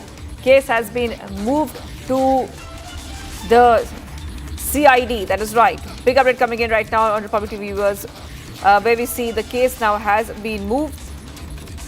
It's coming at the backdrop. I repeat, now it's been moved to the CBCID. This is the Crime Branch Criminal Investigation Department. And 5 policemen were arrested in connection with the custodial death of a temple security guard who died in last week following alleged torture during interrogation in Tamil Nadu's Shivaganga district. The case now is with the CBCID, which is the Crime Branch Criminal Investigation Department, a specialized wing within the Criminal Investigation Department that handles most serious and complex criminal cases. I want to go across to my colleague who's joining us right now. We have with us Sharadha. Sharadha, very unfortunate incident had come in where this temple guard died following alleged torture during interrogation. And now we see that case has been transferred to the CBCID. If you could just take our viewers through the latest we're learning of. Well, after Ajit Kumar custodial death, it was stated that 5 officials have now been suspended. Yesterday, 6 police officials were suspended, and out of which 5 were today found guilty, and they were also arrested by the SP who had taken over the case for investigation. Following which, the Tamil Nadu Chief Minister M.K. Stalin had a high official meeting last night who manages the law and order in the state of Tamil Nadu, that includes the DGP and the other officials of the state, and through which now the case has been moved to the CBCID. One more update that we are getting in relation to this case is that the postmortem really that we are waiting for the report has been given out by the Madurai government hospital doctor, and the report clearly states that Ajit Kumar has suffered 18 external injuries due to the police brutality, and that 18 external injuries were very deep marks that were made, and this was also a statement given by Ajit Kumar's brother Naveen, and this is the latest that we are getting, and the case is now being moved to the CBCID after the opposition AIADMK and the BJP made sure that the DMK looked into it very carefully.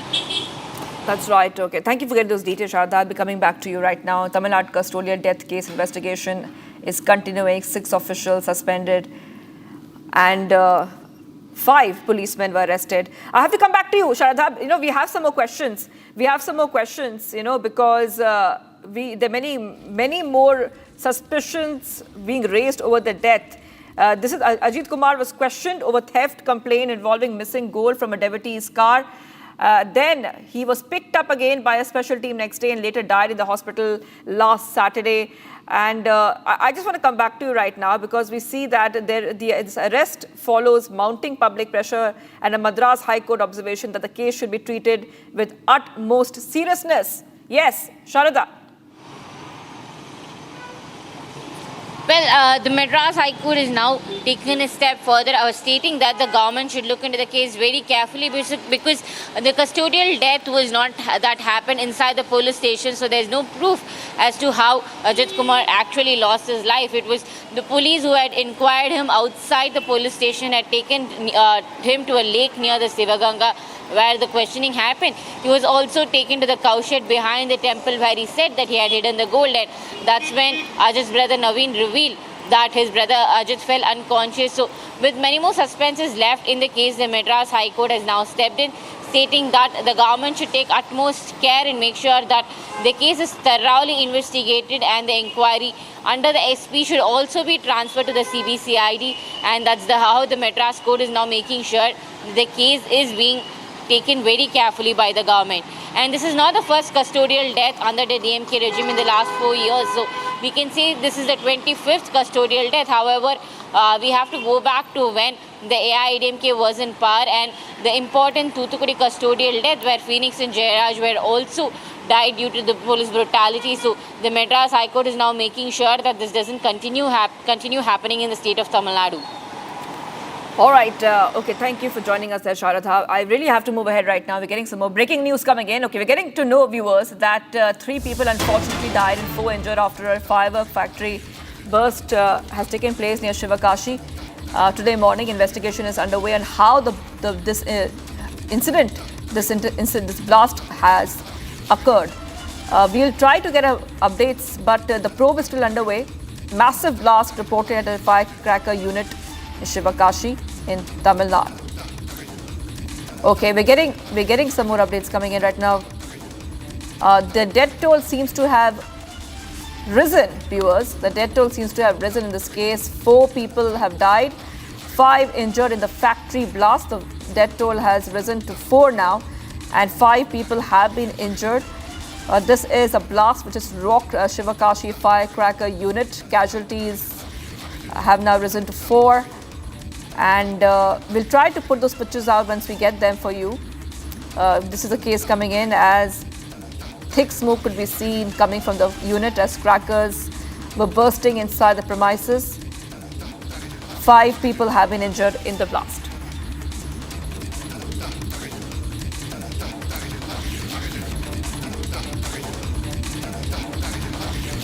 All right, let's move ahead right now, viewers. Getting to know that UP Police's Operation Langra against criminals is in its full swing in 3 districts. In Bagpat, police had encounter with shooter Master, who killed Constable. In Bagpat, Constable Ajay Panwar, who came on leave due to cricket dispute, was killed during an evening walk. In Moradabad, encounter took place between police and criminals. 1 criminal was shot in the leg, and the rest of the criminals fled the spot. In Fatehpur, the police station has achieved a major success by arresting a cow slaughterer after injuring him in an encounter. Police have recovered 1 illegal pistol, 315 bore 01 live cartridge, 315 bore and 2 empty cartridges, 315 bore, 1 mobile phone, and cash from the accused possession.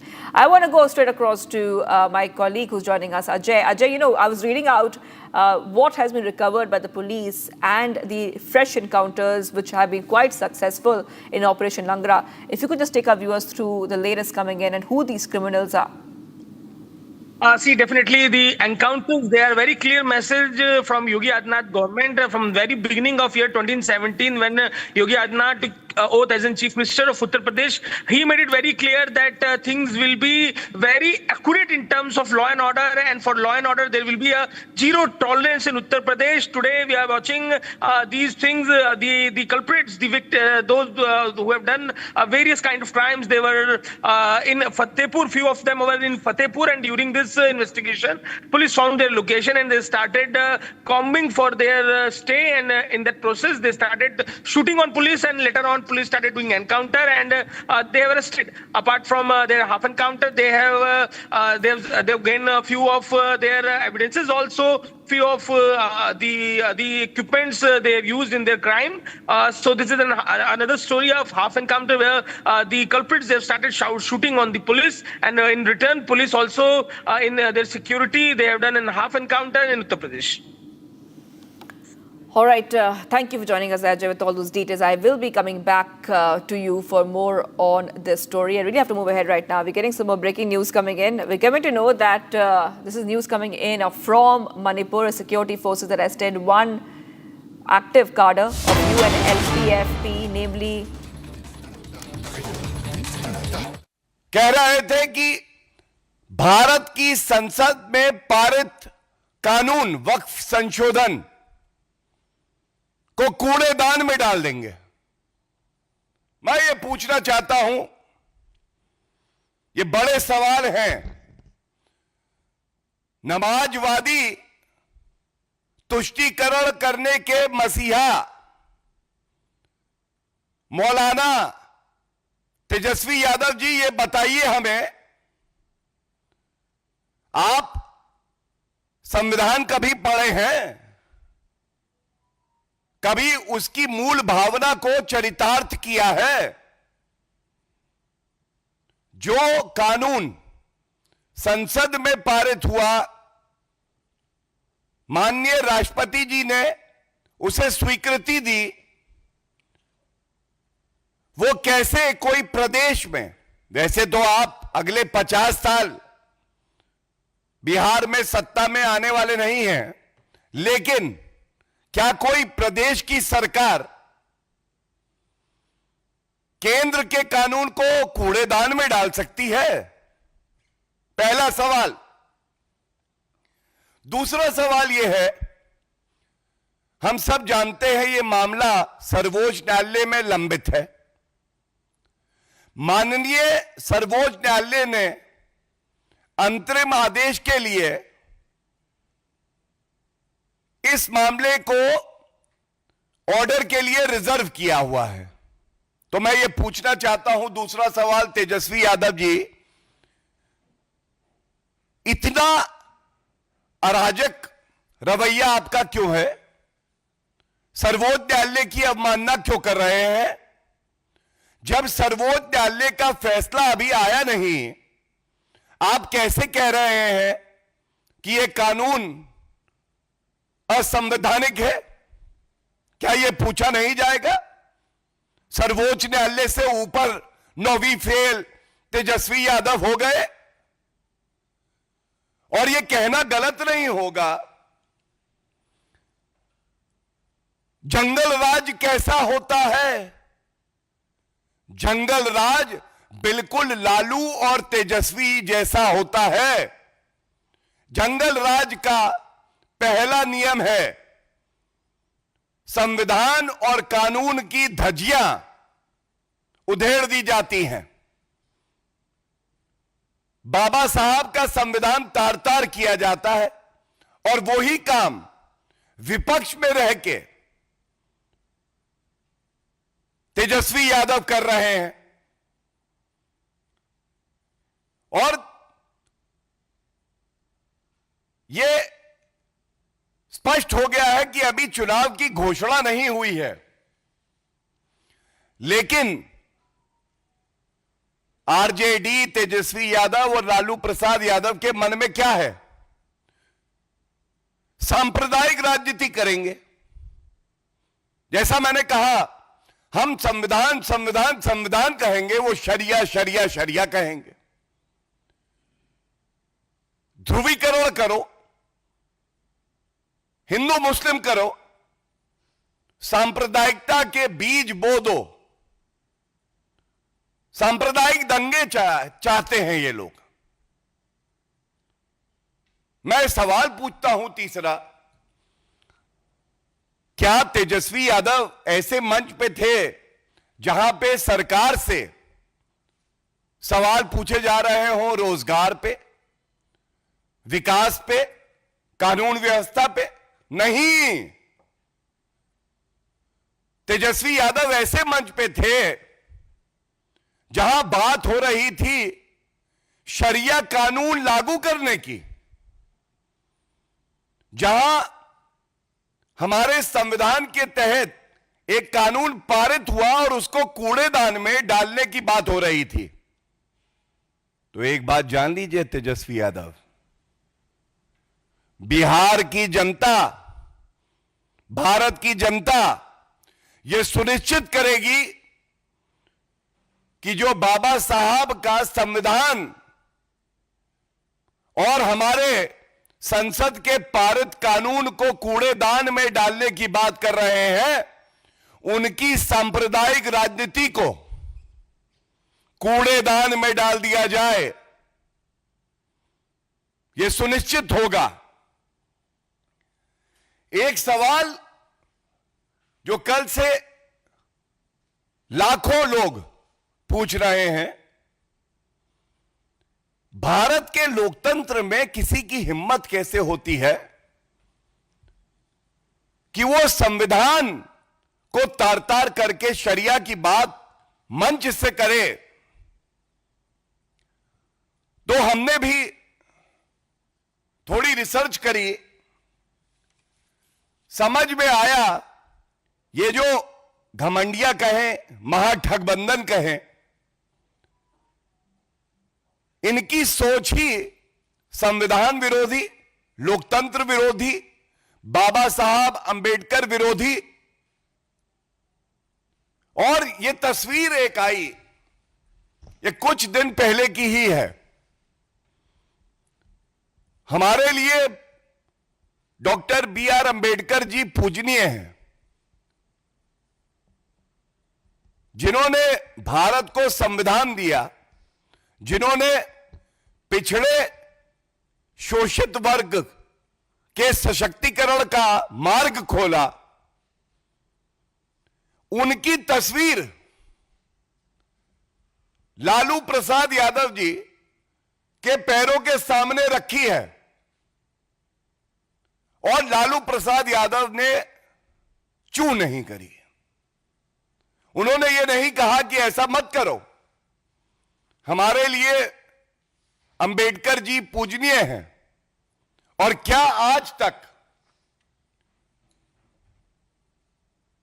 Lalu Prasad Yadav ji ने, तेजस्वी जी ने इस दुष्कर्म के लिए, इस कृत्य के लिए माफी मांगी है? उत्तर है नहीं। यही स्पष्ट करता है कि महाठगबंधन घमंडिया की सोच संविधान विरोधी है और इनका केवल एक मकसद है, शरिया कानून को लागू करना। और देखिए, आपको याद होगा लोकसभा चुनाव के दौरान भी और उससे पहले भी एक तस्वीर और है। ये जंगल राज आरजेडी के साथी कांग्रेस पार्टी और राहुल गांधी हैं। वो बैठे हैं आराम से ठाट से कुर्सी पर। नीचे तस्वीर है बाबा साहब अंबेडकर जी की। यह केवल एक मामला नहीं था, ऐसी तमाम तस्वीरें हैं। और ये तस्वीरें पूरी कहानी बयां करती हैं। कहानी एक प्रयास की जिसमें यह भारत को एक इस्लामिक मुल्क बनाने का प्रयास करना चाहते हैं। इनकी सोच इतनी जहरीली है कि ये शरिया कानून लागू करना चाहते हैं। ये नमाजवादी लोग, इनका संविधान से कोई लेना देना नहीं है। और मैं आपको एक और तथ्य बता दूं,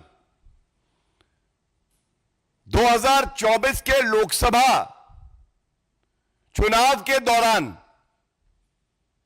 कांग्रेस का मैनिफेस्टो आया था। कांग्रेस के मैनिफेस्टो को सभी घमंडिया के घटक दलों ने स्वीकारा था। आप याद करिए उसमें क्या लिखा था। उसकी रूपरेखा भी बिल्कुल ऐसी ही थी, शरिया कानून को लागू करेंगे, पर्सनल लॉज लागू होंगे, आरक्षण धार्मिक आधार पर दिया जाएगा जो गैर संवैधानिक है। मैं आपको प्रश्न बता सकता हूं, लेकिन केवल इतना ही कहूंगा, ये जो जहरीली सोच है, इसके खिलाफ भारतीय जनता पार्टी, एनडीए के सभी घटक दल, JDU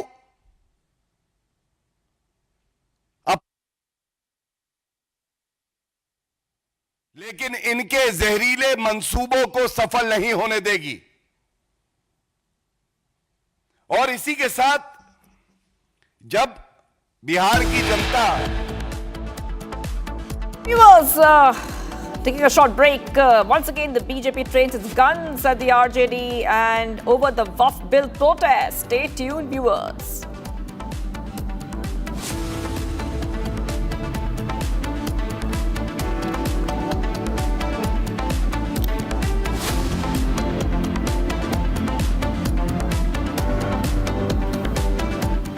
And viewers, tune in to our Positive Influencer program where we celebrate the power of good vibes and uplifting stories. We are on the hunt for talented individuals who are making a difference in their communities, and we want you to be a part of it. Drop in your videos showcasing your passion, creativity, and positive impact, and you could be featured on our show. Whether you're a student, artist, activist, or simply someone with a heart of gold, we want to hear from you. Join our mission to amplify the good, share the love, and inspire a wave of positivity across the nation. Send us your videos now and get ready to shine on the Positive Influencer program.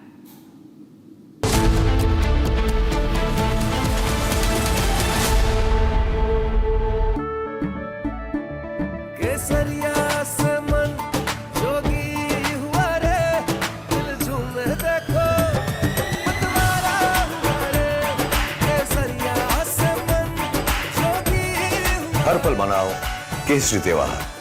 विमल, बोलो जुबान केसरी।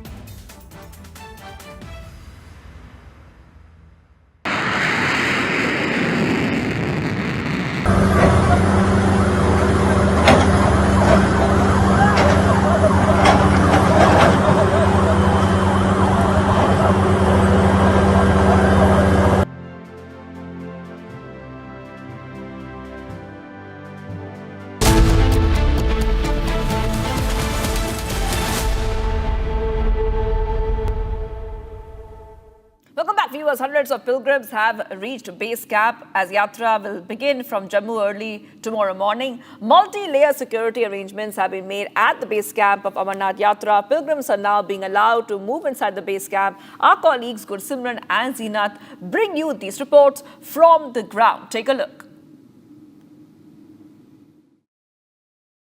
बम बम बोले के जय घोष के साथ ही बाबा बर्फानी के भक्त जो हैं अमरनाथ यात्रा के बेस कैंप जम्मू में पहुंचना शुरू हो गए हैं। यात्रा कल सुबह जो है जम्मू के भगवती नगर बेस कैंप से रवाना होगी, जिसको लेकर पहले ही श्रद्धालुओं में जो जोश है वो देखने को मिल रहा है। लगातार बाबा बर्फानी के जय घोष के साथ ये श्रद्धालु हजारों सैकड़ों की संख्या में लगातार जो है इस बेस कैंप पर पहुंच रहे हैं और बाबा बर्फानी के दर्शनों के लिए इसी उम्मीद से कि बाबा बर्फानी के दर्शन जल्द से जल्द इन्हें होंगे, ये लोग यहां पर पहुंच रहे हैं। आपको बता दें कि 3 जुलाई से जो है पहला जत्था दर्शन करेगा, उससे ठीक पहले 2 जुलाई को जम्मू के भगवती नगर कैंप से ये जो श्रद्धालु हैं कश्मीर घाटी के लिए रवाना होंगे।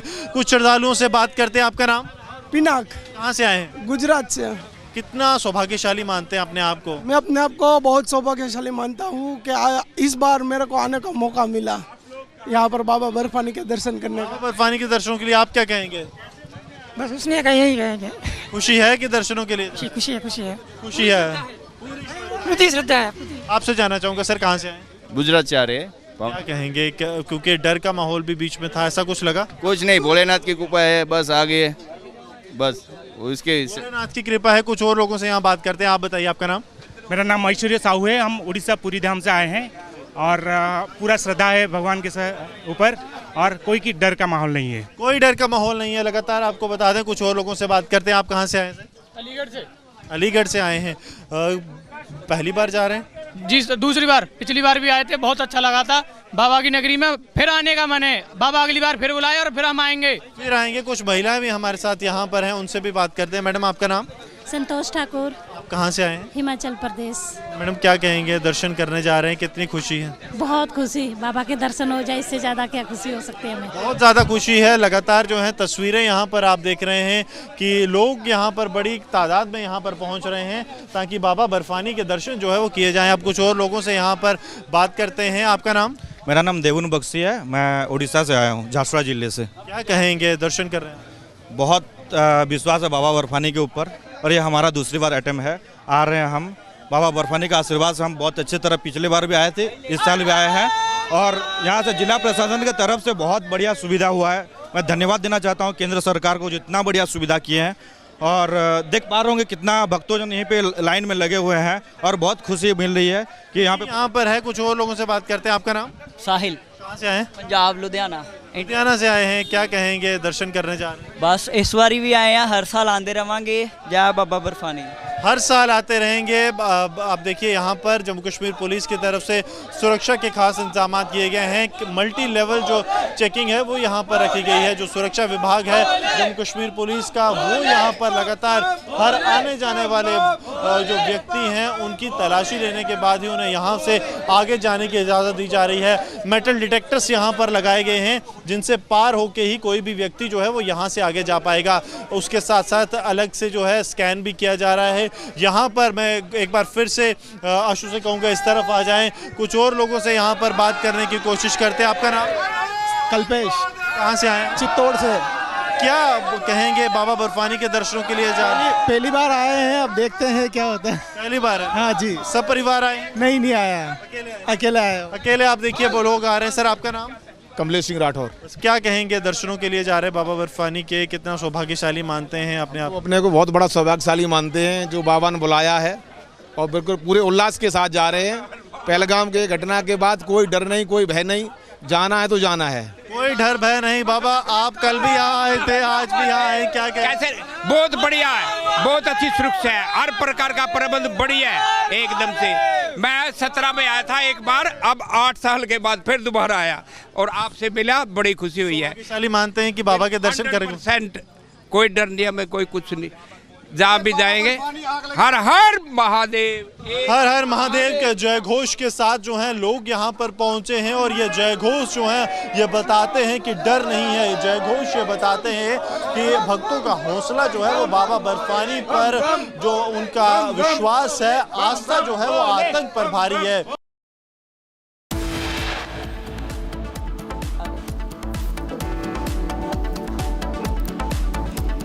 Also coming up, we will be putting up more updates coming in. White House says India-US trade deal is in final stages. Trump to make announcement soon. And rain mayhem in Himachal, Uttarakhand and Jammu and Kashmir. IMD predicts more showers. Met forecast above normal monsoon in July for the country. Stay tuned.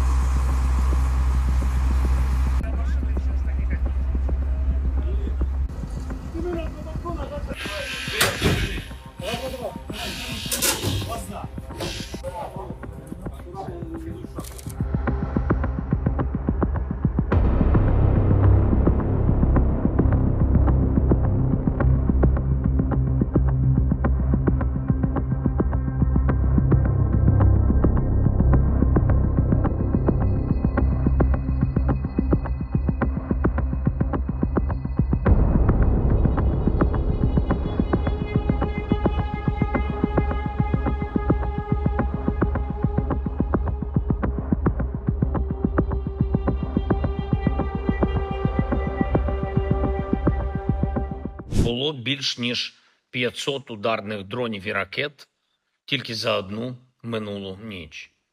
Більшість з них було збито. Максим Устименко воював ще з часів АТО. Він освоїв 4 типи літаків і на його рахунку дійсно важливі результати для України. Боляче втрачати таких людей. Мої співчуття рідним, близьким, друзям та побратимам. Вічна пам'ять. Не тільки зараз, у війні проти України.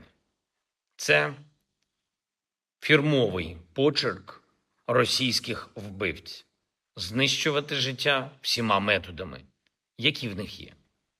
І хімічну зброю, і балістику, в тому числі ракети середньої дальності, також різні типи мін, в тому числі проти. І не дивно, що Путін знайшов з ним спільну мову. Ми продовжимо всю цю роботу щодо синхронізації. Я очікую. From Asia's largest news headquarters,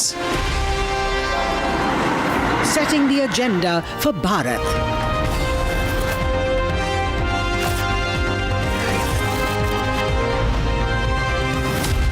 You're watching Republic.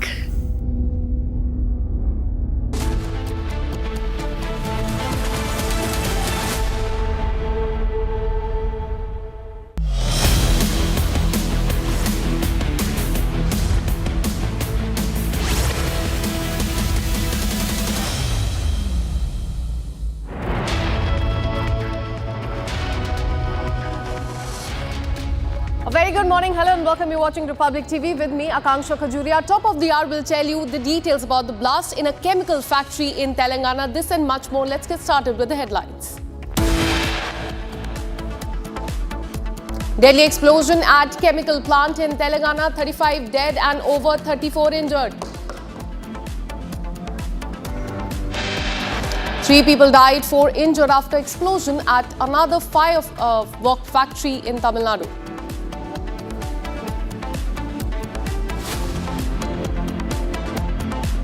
The world must come together on some basic concepts. No impunity to terrorists, no treating them as proxies, and no yielding to nuclear blackmail. Any state sponsorship must be exposed and must be countered. External Affairs Minister calls out Pakistan at UNSC, says state-sponsored terrorism must be exposed and urges for global unity.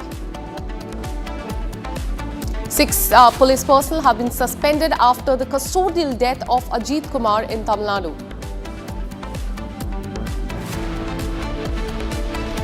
Tejashwi Yadav कह रहे थे कि भारत की संसद में पारित वक्फ संशोधन को कूड़ेदान में डाल देंगे। आप संविधान कभी पढ़े हैं? Face off over Waqf Act ahead of the polls in Bihar. Bharatiya Janata Party calls out Indie Bloc, says that opposition is making mockery of the constitution.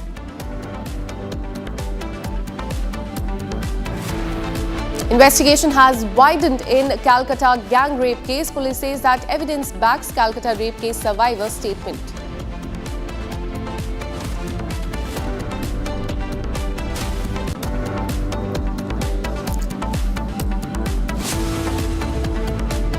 In fact, we have breaking news coming in from Tamil Nadu. As far as the blast in the factory is concerned, what we're learning is that 4 people have died and 5 have received injury after a firework factory burst happened near Sivakasi in Tamil Nadu today morning. An investigation is underway on how this burst happened. So this is as far as the blast in the factory, firework factory in Tamil Nadu is concerned. What we're learning, unfortunately, 4 people have lost their lives and 5 people have suffered injuries. Let me go across to my colleague Sarda, who joins us live on the broadcast with more details. Sarda, give us more details about this, because Sivakasi is said to be the hub of firework. There are a lot of factories there as well. How did this incident happen? Yes, Akanksha, as you mentioned, Sivakasi is one of the most important places where the fireworks factories are set place. Surrounding it is multiple villages, and the employment in these firework factories are much more when compared to the daily wage labours that is across the state of Tamil Nadu. So being the most important place, Sivakasi, the factories often get into this issue where the burst happens unknowingly. But over the past few months, there have been multiple measures taken up by the government of Tamil Nadu to make sure that these attacks don't happen, these factories bursts don't happen automatically. However, now the probe is underway to figure out and check what led to this factory blast. So what we are learning right now is that 4 have been died now and then 5 have been injured in this particular blast. Absolutely. Very concerning news coming in from Tamil Nadu. As we told you, Sivakasi is the hub of fireworks. Thank you, Sarda, for all the details. We'll keep coming back to you for more on this story. Now shifting our focus to Karnataka. In a shocking expose, Republic Kannada has uncovered a major lapse in the ongoing caste census in Bangalore. BBMP revenue staff were found pasting survey-completed stickers on homes without even inspecting the residents of that house. The survey, meant to collect accurate caste data, has been conducted without following any official protocol, is what the Republic Kannada has learned. Exclusive visuals you can see on the screen, and we also have the documents that have been accessed by Republic Kannada, which shows a lack of verification, no public interaction and haphazard data which has been collected by the administration. They are raising very serious questions about the credibility of this process. The biggest revelation yet in Karnataka caste census is expected to draw sharp political and public reaction. It remains to be seen what the Bharatiya Janata Party, the opposition party in Karnataka, has to say on this, and whether Congress has given any reaction on this. But very shocking, in fact, news coming in from Karnataka.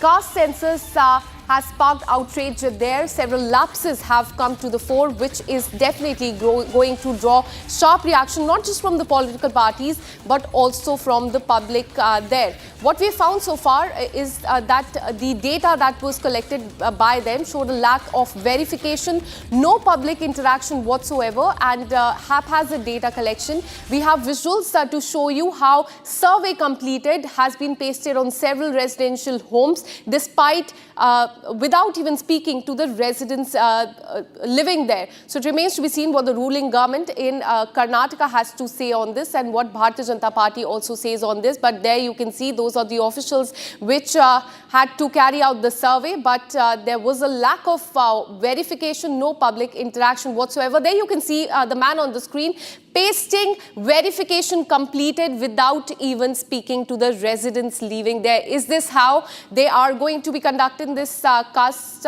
census? Is something that remains to be seen. In fact, we have another breaking news coming in. Amid the ongoing internal tussle over the Chief Minister's post in Karnataka, Congress MLA Iqbal Hussain, before meeting Party General Secretary Randeep Surjewala, bats for DK Shivkumar yet again. Hussain said, and I quote, "It's not just me, many MLAs, more than 100 MLAs want a change. There are many of them who want a good governance and feel that there's an opportunity, and that opportunity should be given to DK Shivkumar, who has done a lot of hard work for the party, built the party organization. Everyone has understood how the party was when he was made the president of KPCC and the position it has reached up till now." This is reaction that has come from the party MLA. He has backed for DK Shivkumar to be made the Chief Minister of Karnataka. Listen in. ನಾನೊಬ್ಬನೇ ಅಲ್ಲ ರೀ, ನಾನೊಬ್ಬನೇ ಅಲ್ಲ, ಸಾಕಷ್ಟು ಜನ MLAಗಳು, ಸುಮಾರು 100ಕ್ಕೂ ಹೆಚ್ಚು MLAಗಳೆಲ್ಲರೂ ಕೂಡ ಒಂದು ಬದಲಾವಣೆ ಬೇಕು ಅಂಥೇಳಿ ನಿರೀಕ್ಷೆಯಲ್ಲಿ ಇದ್ದಾರೆ. ನಾನೊಬ್ಬನೇ ಅಲ್ಲ, ಸಾಕಷ್ಟು ಜನ ಶಾಸಕರೆಲ್ಲರೂ ಒಂದು ಒಳ್ಳೆ ಆಡಳಿತ ಬೇಕು, ಅವ್ರಿಗೊಂದು ಅವಕಾಶ ಕೊಡಬೇಕು. ಅವರು ಶ್ರಮ ಪಟ್ಟಿದ್ದಾರೆ, ಅವರು ಹೋರಾಟ ಮಾಡಿದ್ದಾರೆ, ಪಕ್ಷ ಸಂಘಟನೆ ಮಾಡಿದ್ದಾರೆ. ಆವತ್ತು ಇದ್ದಂಥ ಸನ್ನಿವೇಶ, ಅವರಿಗೆ ಕೊಟ್ಟಂಥ KPCC ಅಧ್ಯಕ್ಷರಾದಂಥ ಸಂದರ್ಭದಲ್ಲಿ ಇದ್ದಂಥ ಪರಿಸ್ಥಿತಿ ಯಾವ ರೀತಿ ಇತ್ತು, ಪಕ್ಷ ಇವತ್ತು ಯಾವ ರೀತಿ ಪಕ್ಷ ಸಂಘಟನೆ ಆಗಿದೆ, ಎಷ್ಟು ಶಕ್ತಿ ಬಲವಾಗಿ ಎಷ್ಟು ರೀತಿಯಲ್ಲಿ ಬೆಳೆದಿದೆ, ಎಷ್ಟು ಎತ್ತರಕ್ಕೆ ಬೆಳೆದಿದೆ.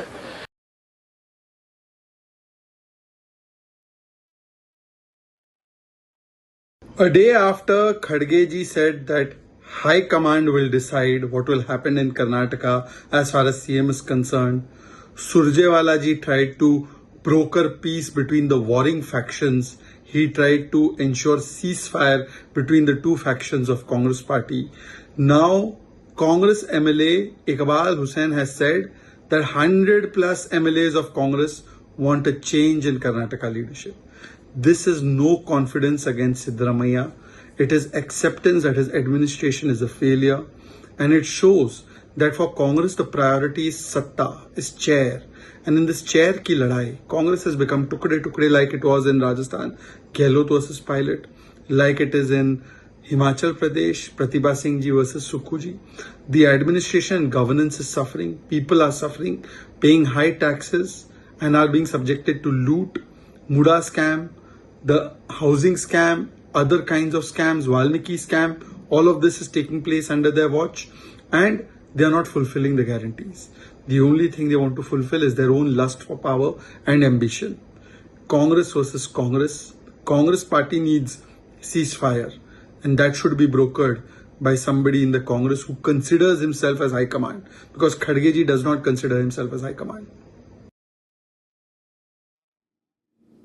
And amid growing speculation over the change in leadership, General Secretary in charge of Karnataka, Randeep Surjewala, continue to meet a series of, in fact, the ruling party MLAs for the second consecutive day on Tuesday. Now, as part of the first phase of his one-on-one meeting with the MLAs for 3 days, Surjewala is today slated to meet about 20 MLAs from Bengaluru City, Bengaluru Rural and also Bengaluru South is what we are learning. He'll also be meeting with the MLAs from Mysuru district and also from Dakshina Kannada, Kolar party as well. So he's going to be meeting a lot of MLAs today as well. And this is coming amid the speculation over the change in leadership in Karnataka. But yesterday we saw those visuals coming in of, in fact, the Chief Minister and the Deputy Chief Minister holding hand and dismissing any sort of speculation over the rift in the party. But Randeep Surjewala is in Karnataka. He has met a lot of MLAs. He will be meeting even more to control the situation. Let me go across to my colleague Abhishek, who continues to track the story live for us. Abhishek, tell us what is happening in Karnataka, because yesterday we saw Chief Minister and Deputy Chief Minister holding hand, dismissing the speculation. But on the other, Randeep Surjewala is there. Their own MLA is saying that we want DK Shivkumar to be the Chief Minister. What is happening there? Because there seems to be some sort of a rumble in the party there in Karnataka. Give us more details. Well, when the Congress government took over in the state of Karnataka, it was very clear that there would be a T20 format arranged by the High Command, saying that Siddaramaiah will be the CM of Karnataka for the first 1.5 and the next 1.5 years will be taken over by the DCM DK Shivkumar as the Chief Minister. And however, as per the directions from the AICC, it is in the month of November or in the month of December that DCM DK Shivkumar might be elevated as the Chief Minister of Karnataka. However, the speculations and the batting towards DCM DK Shivkumar has already started in the state of Karnataka, where various other followers and leaders from the Congress party have started demanding that DCM DK Shivkumar be made the Chief Minister of Karnataka in the nearest days and very nearing days. And also, they have mentioned after DCM DK Shivkumar took over as the position of the President of KPCC, they have seen various major changes, and also, he has made it sure that the setback to various other political parties in the state of Karnataka happened with his leadership. So, the entire MLAs who are batting for DCM DK Shivkumar claims at least 100 Congress MLAs want DCM DK Shivkumar to take over the throne of CM in the next couple of days. Also, Randeep Singh Surjewala, who is in charge of the state of Karnataka, has already visited and collected the opinion of various other MLAs in various other stages, and he has also claimed that he will be coming back to Bangalore to also gather the information from the MLAs of the state of Karnataka who wanted to bat towards DCM DK Shivkumar. And also, we have seen Iqbal Hussain very openly claiming that he wants to see a change in the pattern of Karnataka state government, indirectly saying that some of the MLAs within the Congress party are unhappy about the regiments of the CM Siddaramaiah as of now, and they clearly demand that the power has to be shifted for a person who is working towards the betterment of the state. And this is their leader, DCM DK Shivkumar. And Iqbal Hussain, not only him, but also various other politicians or the MLAs who belong to the Congress party claim that there will be a major change in the month of August or October, and not later than that as of now. Back to you. Absolutely. So the chorus for D.K. Shivkumar to be made the Chief Minister of Karnataka is only growing louder. Abhishek, keep tracking those details. We'll keep coming back to you for more on this. Now shifting our focus to the state of Uttarakhand. Relentless monsoon fury grips the hill state of northern India. 2 lives have been claimed and several people are missing in a massive landslide in Uttarakhand Slits Band. Now in the neighbouring Himachal, a red alert has been issued in 10 districts as rain continues to batter the state. Here's more.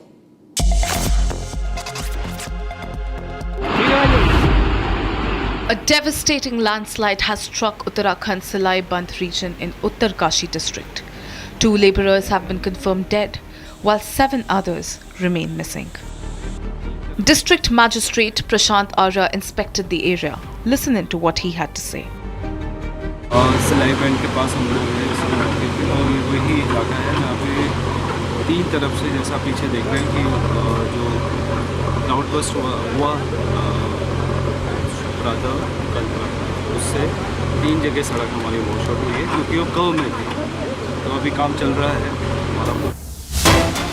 Now let's take you to the state of Telangana. There's been a blast in a chemical factory there. 35 people have lost their life. What we're learning so far is Telangana Chief Minister Revant Reddy has visited the factory in which 35 people have died after this blast. Those are the visuals coming in from Telangana. The Chief Minister is at the spot visiting and taking note of the situation as far as this blast in the factory is concerned. 35 people have lost their lives. Let me go across to my colleague Aneri, who joins us live in the broadcast with more details. Aneri, we can see that Telangana Chief Minister has visited the spot where this incident has taken place. First, tell us, how did this incident take place? Because this is a chemical factory that we are talking about. 35 people have lost their life. Give us more details. Well, that's right. What we are seeing is right now Telangana Chief Minister reached the accident site where there was a massive explosion that had taken place on Monday morning, and now what we are getting to know is that as the rescue operations are underway and as the authorities are clearing the debris there, we see that now the death toll has risen to 35, and also many of the workers who were working in that very shift when the incident had taken place, many of them have been injured and they are undergoing treatment at the hospital as well. And also not only that, what we see is that Telangana Chief Minister Revant Reddy has ordered for a thorough probe into this very matter, and also seeked an investigation as to what has led to this very accident. And now after visiting the accident site, Minister Revant Reddy will also be visiting the victims at the hospital who have been undergoing treatment. Absolutely. So these are visuals coming in from Telangana as far as this blast is concerned. Thank you, Aneri, for all the details. We'll keep coming back to you for more on this story.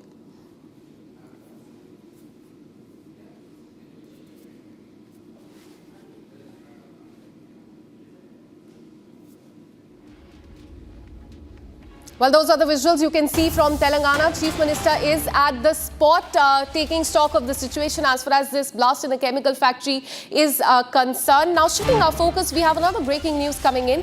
The Indian Navy is all set to commission its latest stealth frigate, INS Tamal, and this would be the latest warship addition to Indian Navy. The ship motto, Sarvada Savratra Vijay, victorious always, every time, signifies the Indian Navy's undying commitment to the operational excellence in every mission. In fact, as far as this motto is concerned, it also mentions combat ready, credible, cohesive and future ready force safeguarding national maritime interest anytime, anywhere. Once commissioned, the 125-meter long and 3,900-ton frigate will be deployed with the Navy's Western Naval Command. Have a look. In Indian mythology, Indra is the lord of thunder, lightning, and war. In the vast seas, his legendary weapon rises as a new warrior, INS Tamal. Second of the Tushil class, she is our 8th stealth frigate from Russia. Forged in the renowned Yantar shipyard, Tamal is a symbol of both a strategic partnership and Atmanirbhar Bharat. As the ship took shape, so did her crew. Established at Karwar in July 2024, Team Tamal undertook pre-deployment specialist training.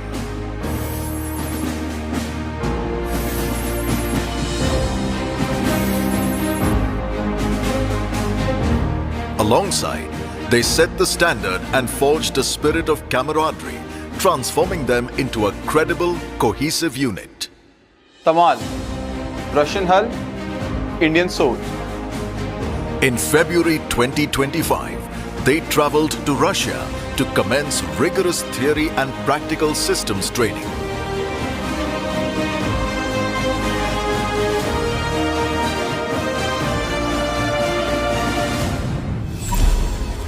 At 125 meters and 4,000 tons, Tamal punches well above her weight, quick in the ring, with a powerful sting. Tamal, firepower, manpower, and above all, willpower. Her arsenal includes a 100 mm main gun with a low RCS cupola and advanced loading mechanism to hit aerial and surface targets. Next generation MR SAMs enable rapid engagement of aerial threats. Two AK-630s provide close-in defense, making Tamal an impenetrable fortress. Tamal's BrahMos missiles enable engaging of targets at sea and land. The indigenous Hamsa NG sonar enables long-range detection of submarines. Ensuring the kill are Tamal's heavyweight torpedoes. A 12-barrel rocket launcher provides critical rapid attack capability. Tamal's state-of-the-art bridge integrates advanced navigation systems.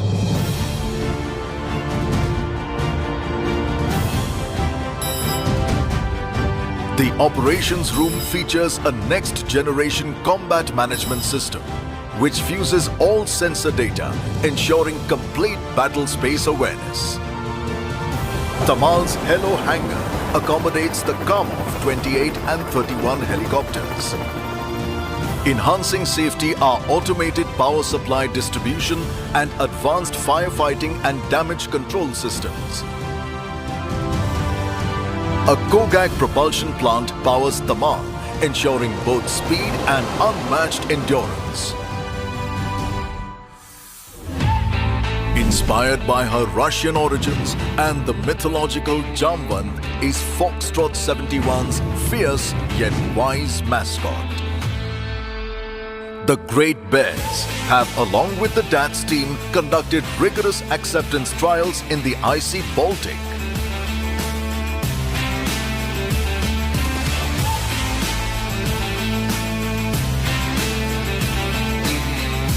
Their efforts and diligence have ensured combat readiness.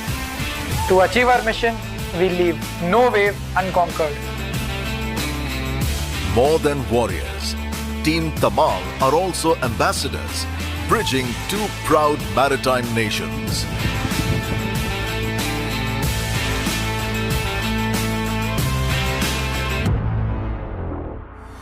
Team Tamal is combat ready with cutting-edge technologies, weapons, and sensors.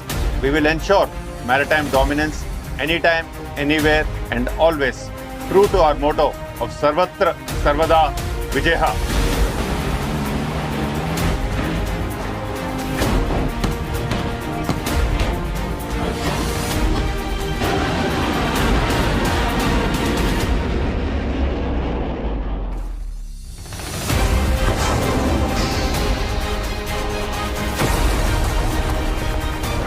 हमेशा हर हाल हर हाल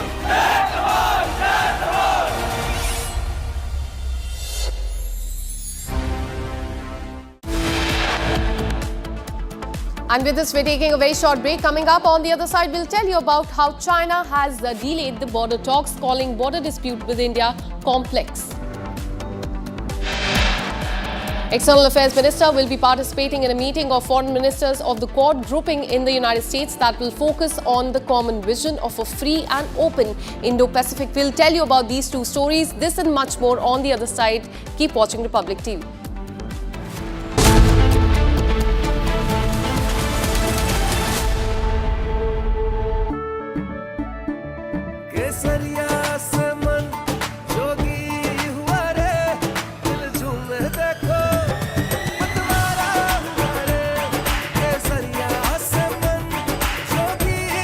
हर पल मनाओ केसरी त्योहार।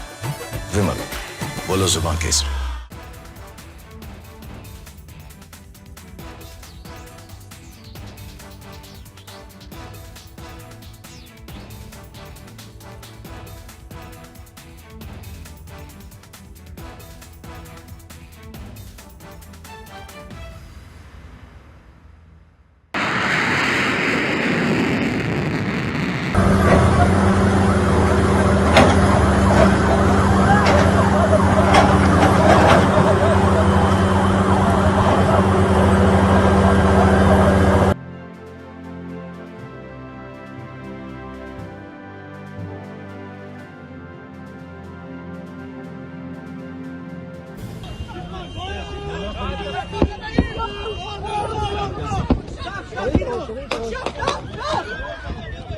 מי שלא ראה שדה קרב שיראה אותו עכשיו.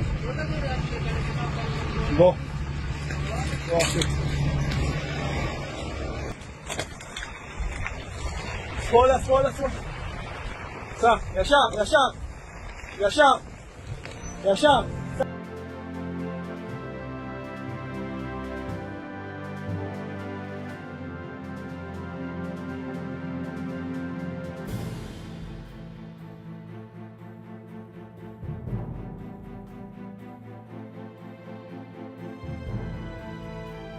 The idea.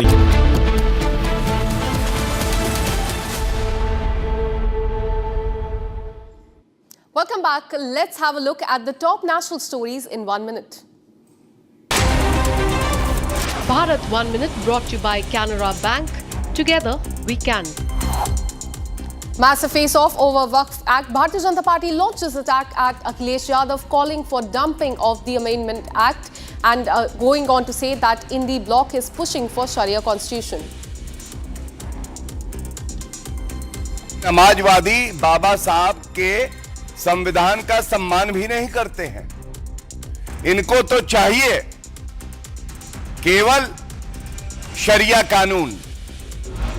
4 people have lost their life, 5 have received injury in a factory fire in Tamil Nadu, Sivakasi.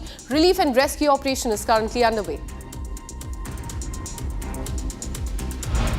The Bharatiya Janata Party national leadership has appointed N. Ramchandra Rao as the president of Telangana State Unit, succeeding Union Minister G. Kishan Reddy. Vehicles above 15 years won't get fuel in the National Capital petrol pumps from today. This decision has been taken to curb the vehicular pollution in the National Capital.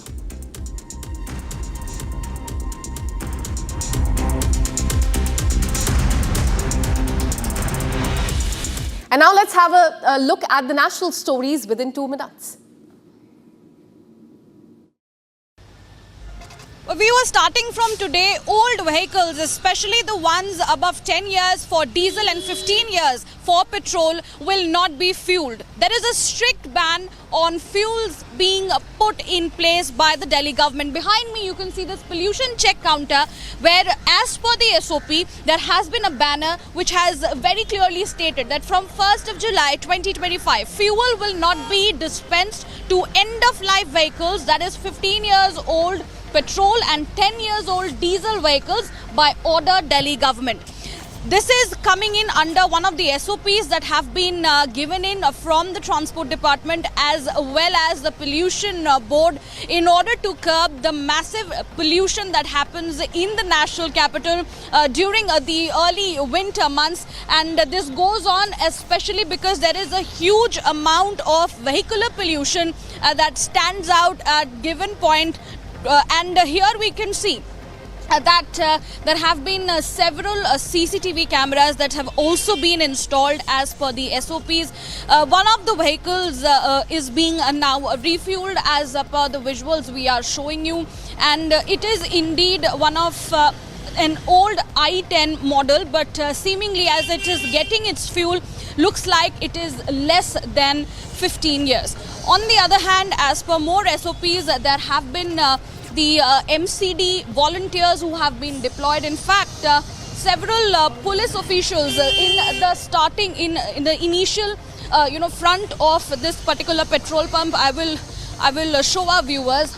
There are police personnel, traffic police personnel who have been deployed to keep a check on the refueling and fueling that is happening at these counters. So this is the current scenario that is coming into light after the Delhi government had made it very clear how they will be putting forward their SOPs and plans to counter vehicular pollution, and has put a ban on refueling of vehicles that have crossed the end of life period. And with this, we're taking a very short break. Coming up on the other side, External Affairs Minister Jaishankar has called out Pakistan at UNSC, saying that state-sponsored terrorism must be exposed and urged for global unity against terrorism. This and much more on the other side. Stay with us.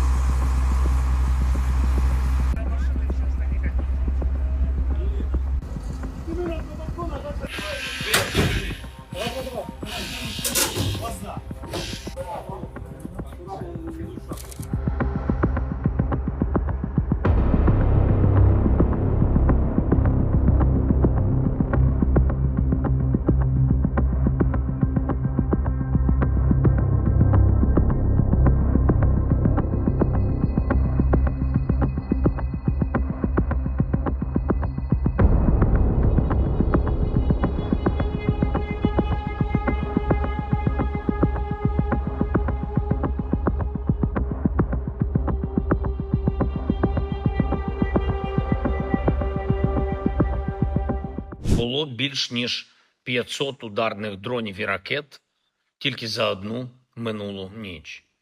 Більшість з них було збито. Максим Устименко воював ще з часів АТО. Він освоїв 4 типи літаків, і на його рахунку дійсно важливі результати для України. Боляче втрачати таких людей.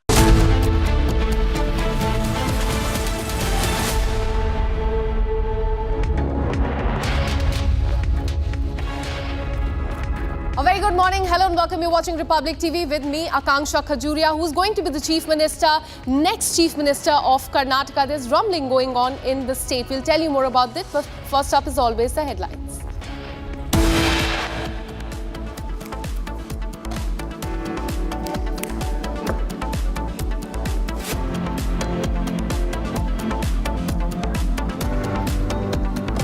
Delhi explosion at a chemical plant in Telangana. 35 people have lost their lives. 3 people died, 4 injured after explosion at a firework factory in Tamil Nadu. The world must come together on some basic concepts. No impunity to terrorists, no treating them as proxies, and no yielding to nuclear blackmail. Any state sponsorship must be exposed and must be countered. External Affairs Minister Jaishankar calls out Pakistan at UNSC, says state-sponsored terrorism must be exposed and urged for global unity against terrorism. 6 police officers have been suspended after the custodial death of one person's temple security guard in Tamil Nadu.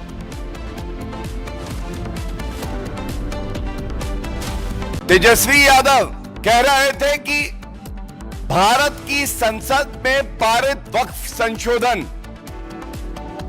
को डाल देंगे। आप संविधान कभी पढ़े हैं? Face off over Waqf Act ahead of the polls in Bihar. Bharatiya Janata Party calls out the Indie bloc, says that opposition is making mockery of the constitution. Investigation widens in Calcutta gang rape case. Police has said that evidence backs the survivors' statements.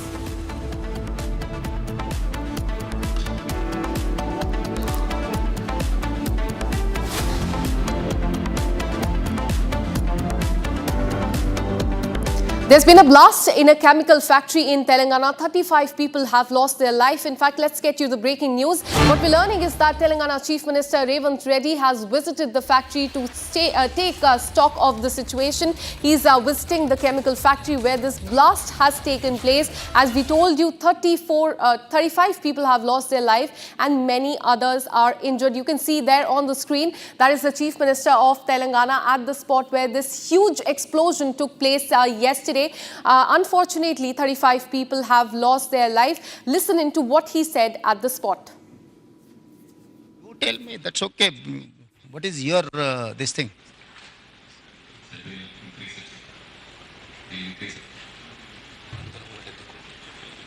So you know some of the accidents in some other places taken place and how much they have given, or there are three verticals. One is death, the other one is serious injury persons who are not eligible, who are not capable to do further anything. Third one is limited injuries. These three categories are there. You have to decide how much you are going to pay. Any insurance is there?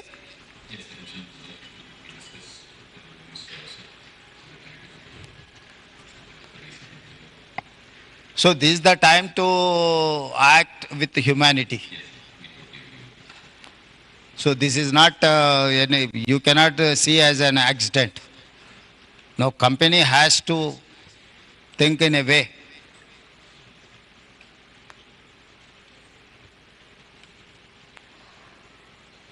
So more than 24 hours over, no, where is your management, MD, who is the right person? He has to come, no? The major accident taken place in your premises, he has to come, he has to see, he has to visit deceased persons or who is alive.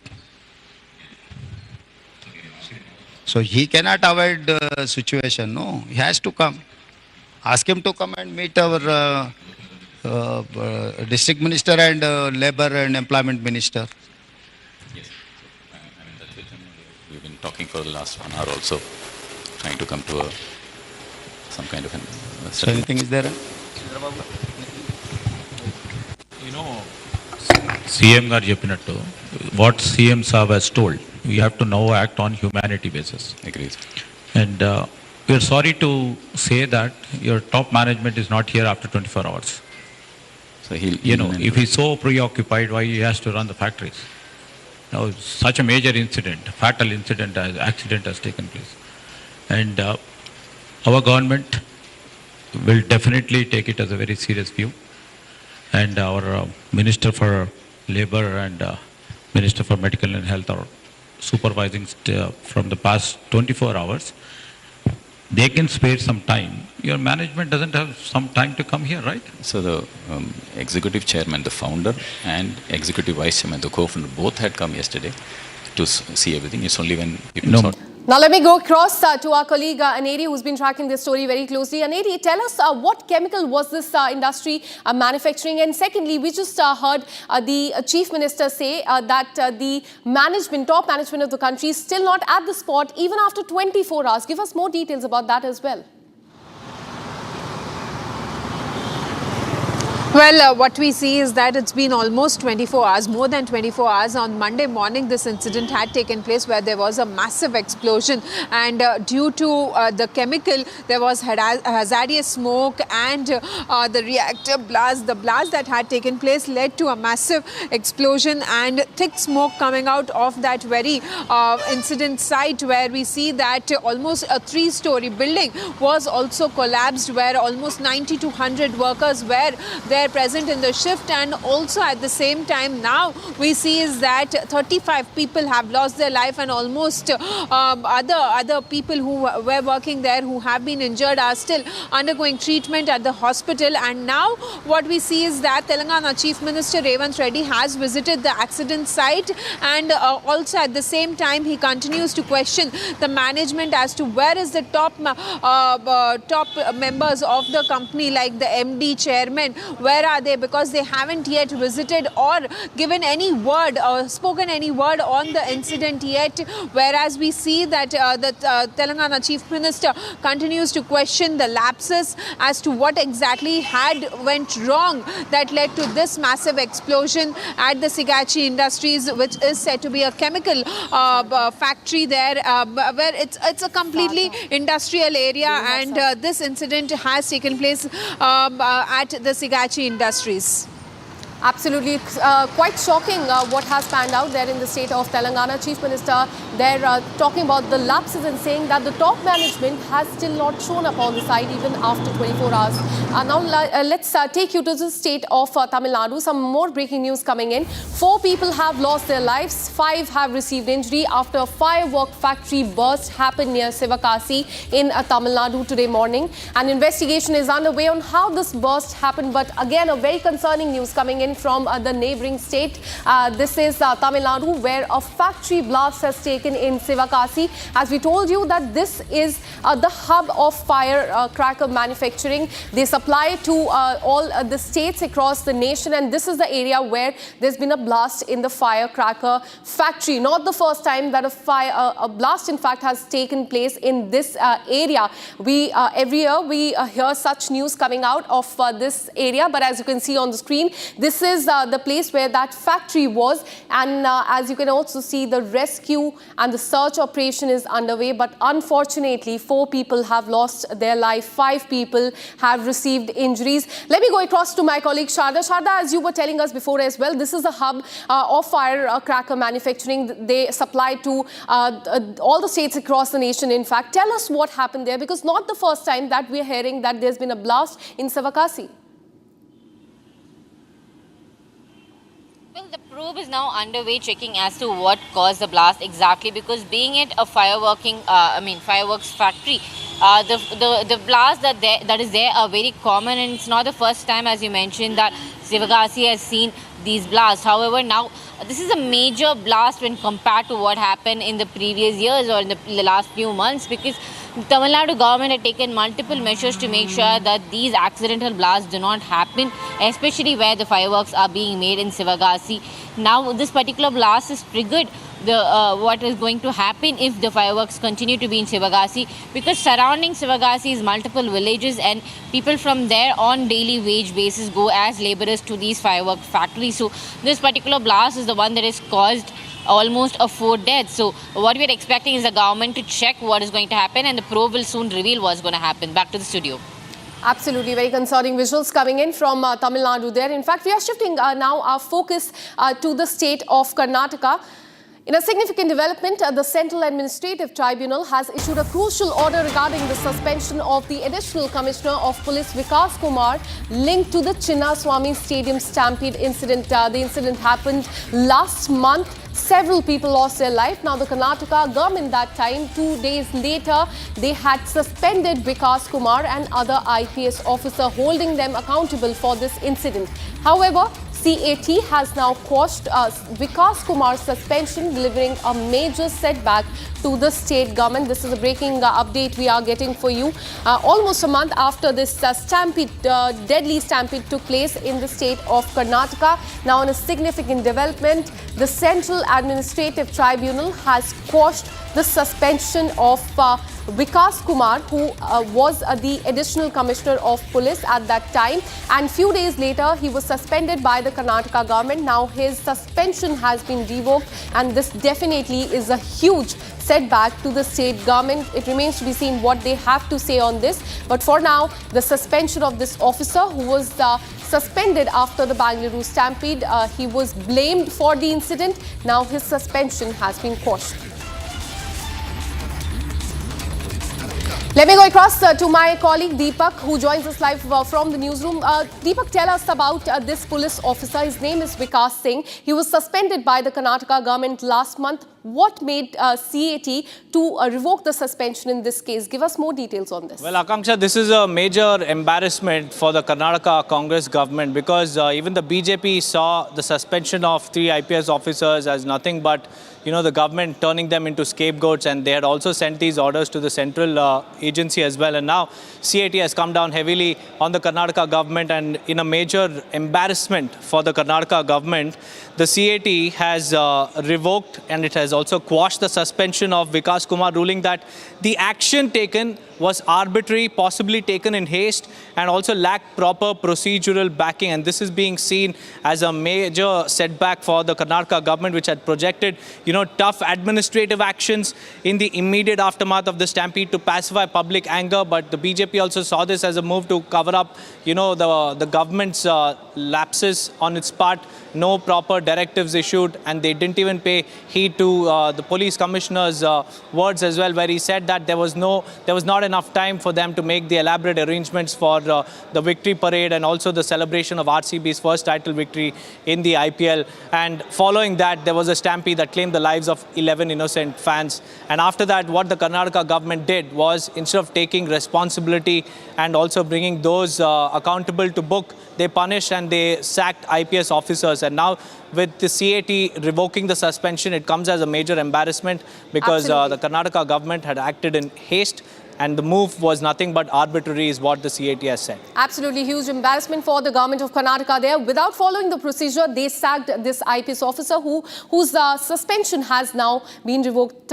In fact, Deepak, stay on with us. We have another breaking news coming in. What we're learning is that Tesla CEO Elon Musk is hinting at launching a political outfit. In a social media post, in fact, he stated, and I quote, "If this insane spending bill passes, the America Party will be formed the next day." Musk further added, "Our country needs an alternative to the Democratic Republican uniparty so that the people actually have a voice." This is what Elon Musk has said, and clearly, in fact, hinting at starting his own political outfit and also taking a jibe at Donald Trump as far as the big and beautiful bill is also concerned. He said that if this insane spending bill passes, the America Party will be formed the very next day. Deepak, coming across to you once more, we see that he's hinting at, in fact, starting his own political party, but also a jibe at Donald Trump. So the Donald Trump and Elon Musk saga continues. That's right, Akanksha. This is a case of friend turned foe. Elon Musk now going against Donald Trump because up until the big, beautiful bill is what Donald Trump claims that particular spending bill as. Up until that bill was proposed, Elon Musk and Donald Trump's bonhomie was witnessed from the presidential, election campaigning till the DOGE, till the day he stepped out of it. And now Elon Musk has clearly stated that, Republican and Democrats must see another new party. If this particular big spending bill sees the light of the day, then another new party will be floated by Elon Musk, this time to challenge Donald Trump's leadership and also to break this particular, matrix of two parties. And after that, now Donald Trump has also threatened Elon Musk, saying that Elon Musk's EV mandate was backed hugely by the government. And Donald Trump clearly says that he was against the EV policy from day one, but it was because of Elon Musk that he had approved it. And furthermore, this big spending bill is, seeing a latest flashpoint, and that is Donald Trump threatening to take out Elon Musk's business out of America. He says that Elon Musk's empire depends on subsidies. Without subsidies, Elon would shut down, and he has targeted Elon Musk, saying that he should return to South Africa. Trump has also slammed the EV mandate as ridiculous. He also said that Elon may be biggest subsidy recipient ever. No more rockets, no more Teslas without subsidies. So this is Donald Trump threatening Elon Musk, his business, his empire, his Tesla, SpaceX operations, the rockets, the cars and everything. And this after Elon Musk publicly opined against Donald Trump's so-called big beautiful bill. Well, absolutely. It remains to be seen when and if this political party is launched by Elon Musk. Thank you, Deepak, for all the details. We'll keep coming back to you for more on this. Now, shifting our focus to Jammu and Kashmir, hundreds of devotees have reached the base camp as the yatra to start from Jammu and Kashmir early this morning. As far as the Amarnath Yatra is concerned, multiple layers of security arrangement have been put in place at the base camp of Amarnath Yatra, and devotees are now being allowed to move inside the base camp. Our colleague colleague Gursimran and Zeena Fazil brings you these reports from the ground. Take a look.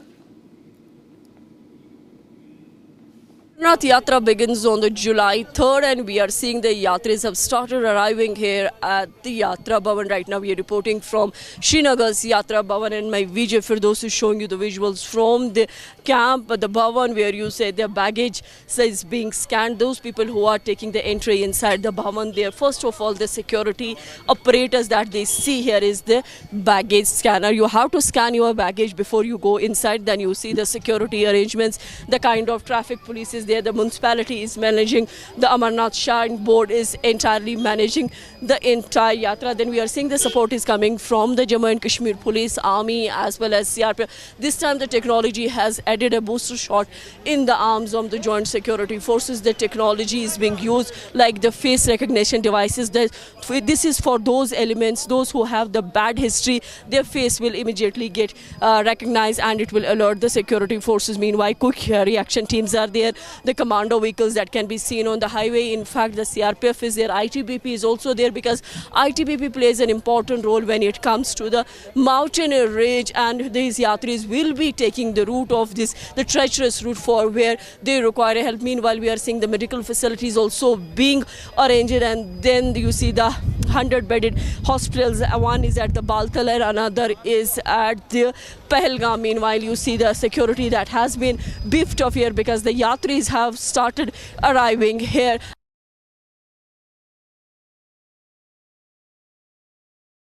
Amarnath Yatra to begin on the 3rd of July, and we see the high security measures on Baltal as well as Pahalgam access. To know more about the security grid on the ground, I'm joined by IG Kashmir, VK Bhridi. Thank you so much for talking to the public. Sir, how do you see the security arrangement? Because this is the last leg of preparations, I believe. As you are aware, within few days the Sri Amarnath Ji Yatra is getting commenced, and lot of devotees would come to pay visit to the holy cave. So in that aspect, Jammu Kashmir Police has made very elaborate arrangement this time, and after taking feedbacks and observation of last year and in between time, all those things have been incorporated in those security arrangements. Jammu Kashmir Police along with the central paramilitary forces which are here and army are dominating the area, and we have made elaborate security arrangements not only into main Yatra district but also in the intervening areas where the devotees would move to from where the devotees would move to the two axes, either Baltal or Pahalgam. Sir, what different protocols are this time than if we compare it with 2024? Protocols of the security. That's true. We have made multi-tier arrangements and very in-depth deployments. So I would not like to reveal what are these, but still we have done a very multi-tiered arrangement and very in-depth corridor protections to the area so that we can take care, we have more control of those two axes. So this time we are seeing that the technology has been added as a booster shot in the arms of the forces. Would you like to talk about the technologies that has been implemented now? Certainly, mostly in policing, technology helps, and this time we have started with one FRS system. We have a inbuilt data of bad characters of the valley and other places who are adverse in policing records, and also OGWs and other bad characters. They are into data. The FRS system gives an alert when somebody of such nature enters into that system, so that we can keep track that no bad element or bad character is entering into that area. Now shifting our focus to West Bengal, as far as the gang rape case is concerned, what we are learning is that the custody of 3 accused in this case ends today. The 3 accused were granted police custody till July 1st, that is today, and the 3 accused were given police custody based on the medical evidence and the victim's statement. So today their custody is going to end. The police, it remains to be seen whether police will seek further extension of their custody or not. But as far as the investigation in this case is concerned, the probe has picked up. A CCTV footage has in fact also come to the fore that corroborates the victim's statement as far as this case is concerned. Several allegations against those 4 accused who have now been arrested. Allegation are that assault was done, assault was filmed, and survivor was dragged, and that is what the CCTV also goes on to show, that she was dragged from the gate to inside of the law college where this incident has taken place. Several allegations coming to the fore, and the politics also continues as far as this case is concerned. But as far as investigation is concerned, today these accused will be produced before the court.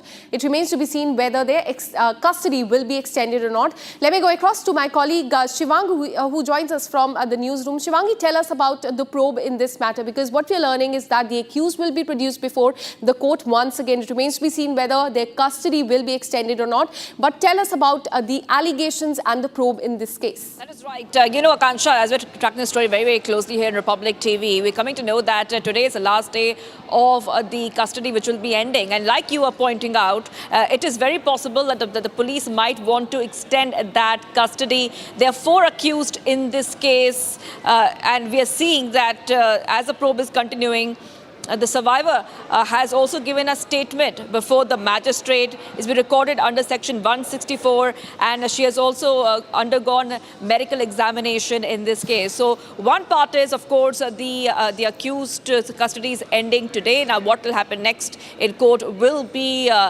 followed very quickly. Like we said, that the police might extend the custody. On the other hand, the probe is continuing. Like you mentioned, the 6 to 7 hours CCTV footage is being looked at very closely. It's very clear that when this incident happened on June 25th, the survivor was not allowed to leave the premises. We're also coming to know that many of the students who were at that campus when this terrible incident happened, they have been questioned. The probe is intensifying. Simultaneously, Akansha, let's also not forget that the kind of pressure that the BJP is putting on the Mamata Banerjee government, a 4-member committee has already reached that campus, and they have said that once again we see that politics is being criminalized in West Bengal, and the Mamata government is shielding the criminals. This allegation has come in from the BJP earlier when we have seen similar crimes against women in the state of West Bengal. So next would be, of course, we will be seeing what will happen next once the custody ends and the police tries to seek extension of the custody of the accused. Back to Absolutely. You, so these accused will be produced before the court today. It remains to be seen whether their custody is extended. Thank you, Shivangi, for all the details. We'll keep coming back to you for more on this. Now, let's get you more as far as the vehicles in the national capital are concerned. Vehicles above 15 years will not get fuel at the petrol pumps in the national capital from today. And this decision has been taken to curb the pollution in the national capital. Delhi police personnel and the transport department have been deployed to ensure the implementation. Here's a ground report.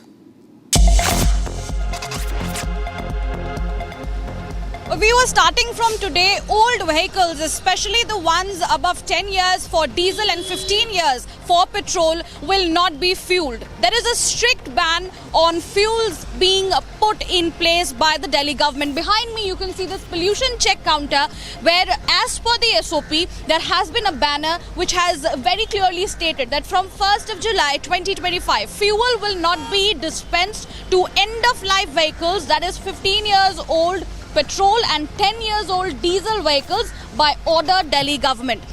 This is coming in under one of the SOPs that have been given in from the transport department as well as the pollution board in order to curb the massive pollution that happens in the national capital during the early winter months. And this goes on especially because there is a huge amount of vehicular pollution that stands out at given point. And here we can see that there have been several CCTV cameras that have also been installed as per the SOPs. One of the vehicles is being now refueled as per the visuals we are showing you, and it is indeed one of an old i10 model, but seemingly as it is getting its fuel, looks like it is less than 15 years. On the other hand, as per more SOPs, there have been the MCD volunteers who have been deployed. In fact, several police officials in the initial front of this particular petrol pump. I will show our viewers. there are police personnel, traffic police personnel who have been deployed to keep a check on the refueling and fueling that is happening at these counters. So this is the current scenario that is coming into light after the Delhi government had made it very clear how they will be putting forward their SOPs and plans to counter vehicular pollution, and has put a ban on refueling of vehicles that have crossed the end of life period. Taking a very short break. Coming up on the other side, we'll tell you about External Affairs Minister's hit at Pakistan at UNSC. He said that state-sponsored terrorism must be exposed.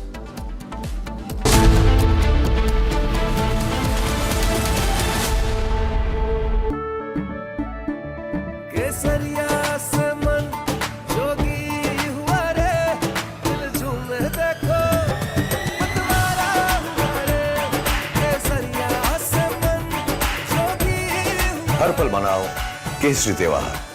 विमल, बोलो जुबान Kesari.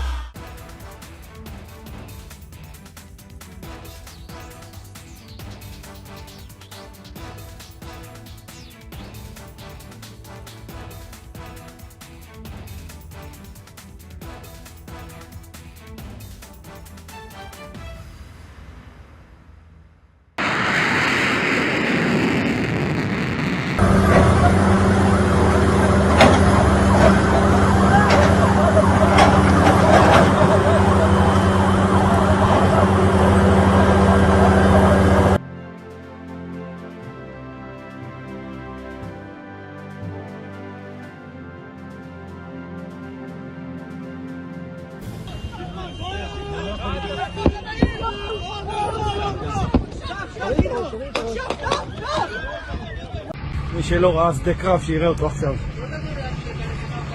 בוא.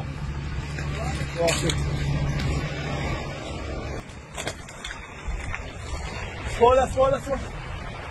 סע, ישר, ישר. ישר. ישר.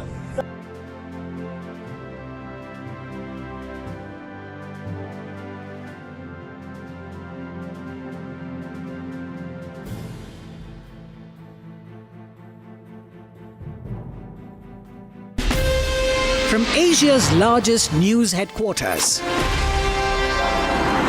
setting the agenda for Bharat.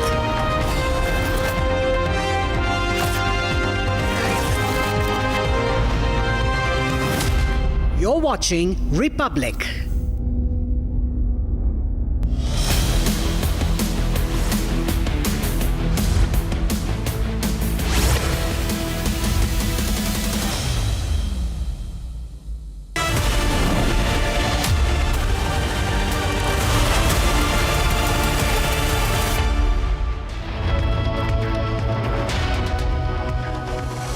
Hello and thank you for tuning into Republic TV. I'm Deepak Suresh Kumar. It's 12 and our focus remains on the Karnataka Chief Minister's suspense because it continues to deepen with each passing day as Randeep Surjewala is camping in Bengaluru. He will be holding a series of one-on-one meetings with the MLAs from across the state. We'll get you all that and much more after a quick check on the headlines.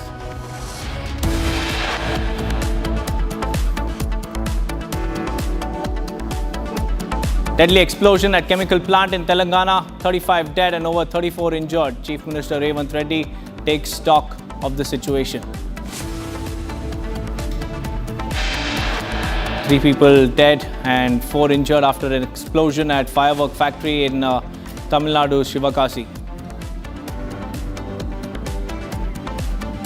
Come together on some basic concepts. No impunity to terrorists. No treating them as proxies, and no yielding to nuclear blackmail. Any state sponsorship must be exposed and must be countered. External Affairs Minister Dr. S. Jaishankar calls out Pakistan at UNSC, says state-sponsored terrorism must be exposed and urges for global unity against terror. 6 police personnel suspended after the alleged custodial death of Ajit Kumar in Tamil Nadu.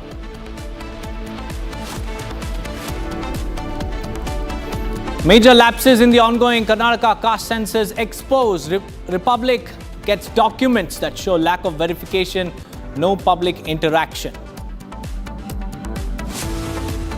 Probe violence in Kolkata rape case. Police say evidence backs Kolkata rape survivor's statement.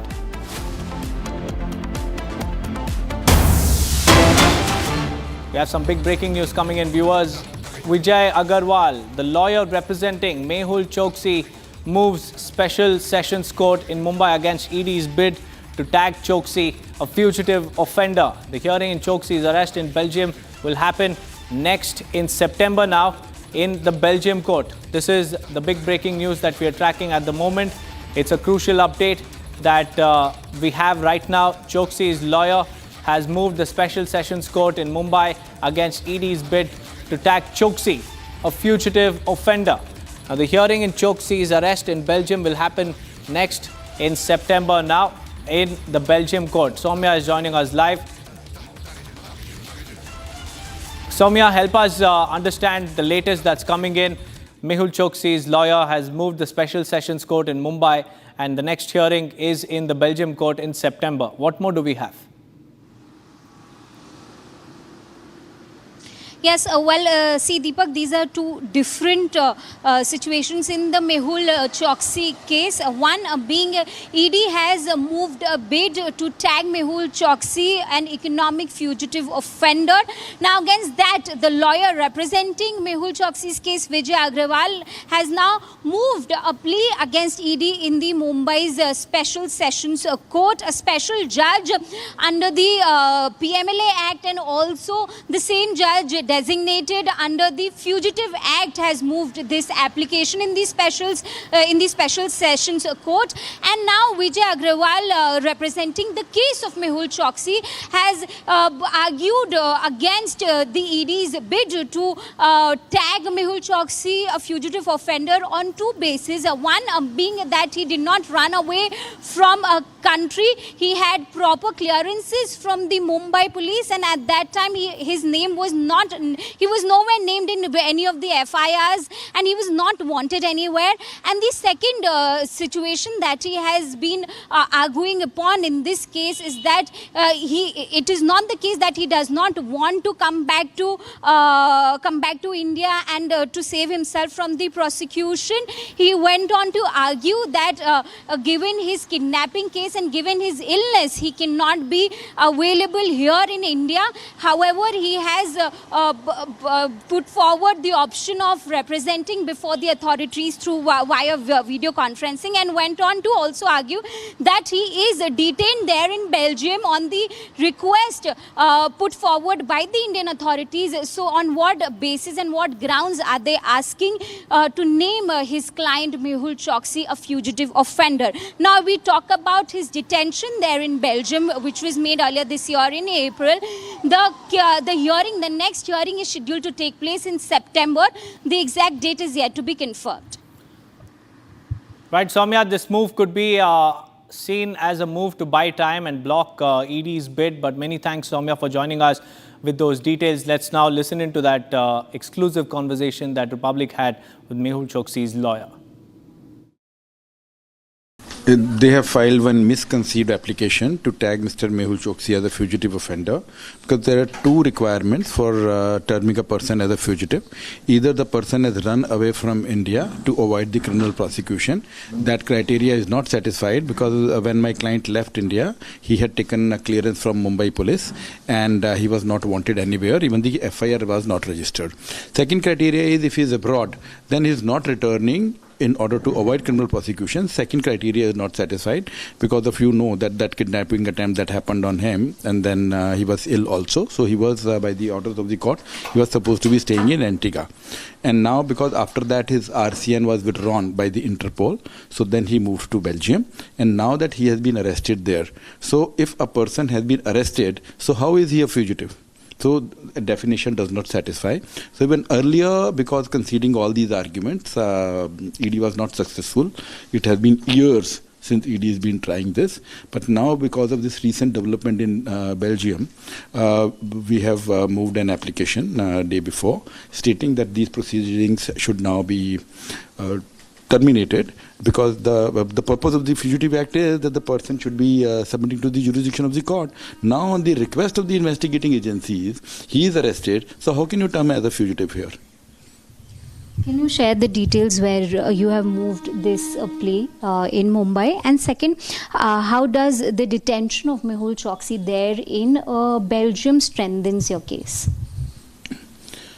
This application has been moved before special judge.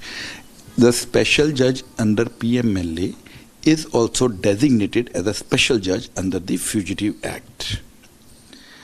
The judges are same, but though they call him different. So the same judge has to wear two hats, right? One is the special judge PMLA and the special judge Fugitive. And it doesn't just strengthen my case, it finishes the case of ED. Because they say that the man is not available. That is why he's been turned fugitive.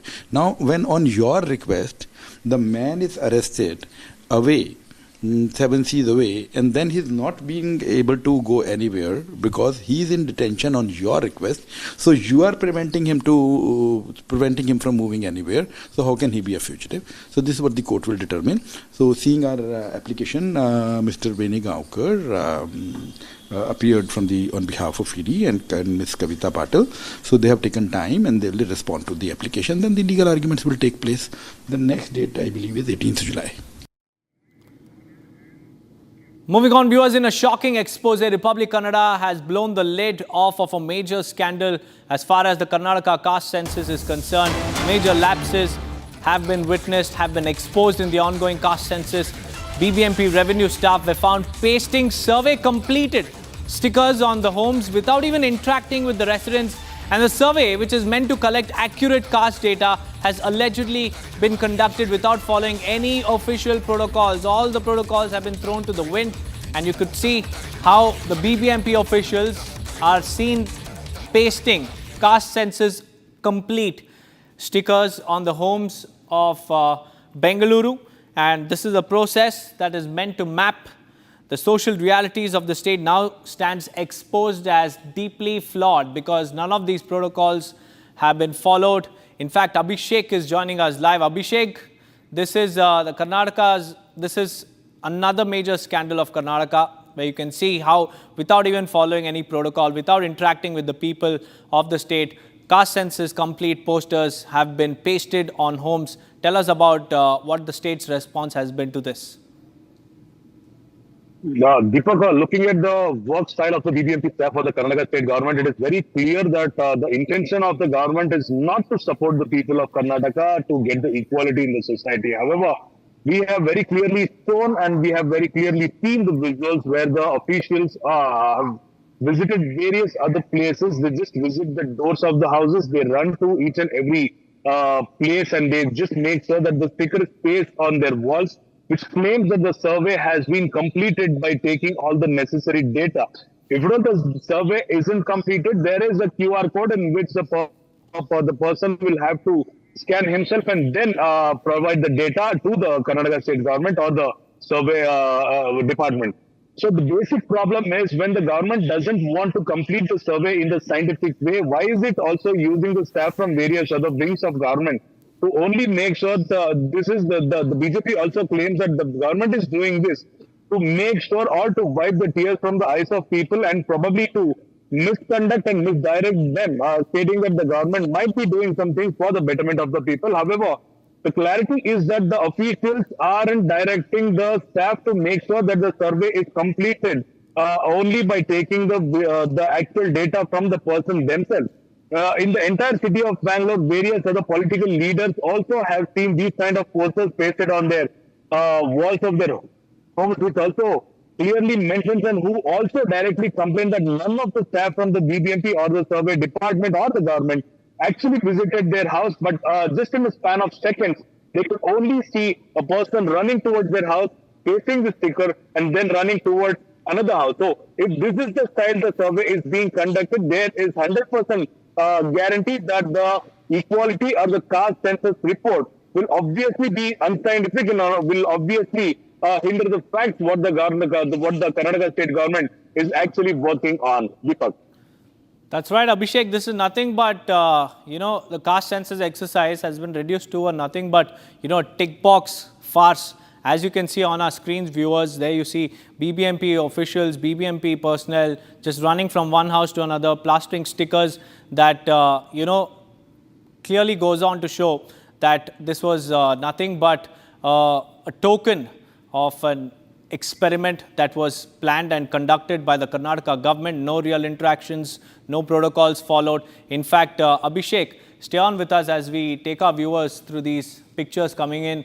This is the visual of the BBMP officials there, just clicking a picture of every poster, every sticker that has been plastered at different houses, and without even speaking to a single resident, no questions asked, no forms filled, and no verification done. This is a process that appears to have been reduced to a tick box farce. It's a facade. It's a Karnataka caste census facade that has been exposed by Republic's investigation team.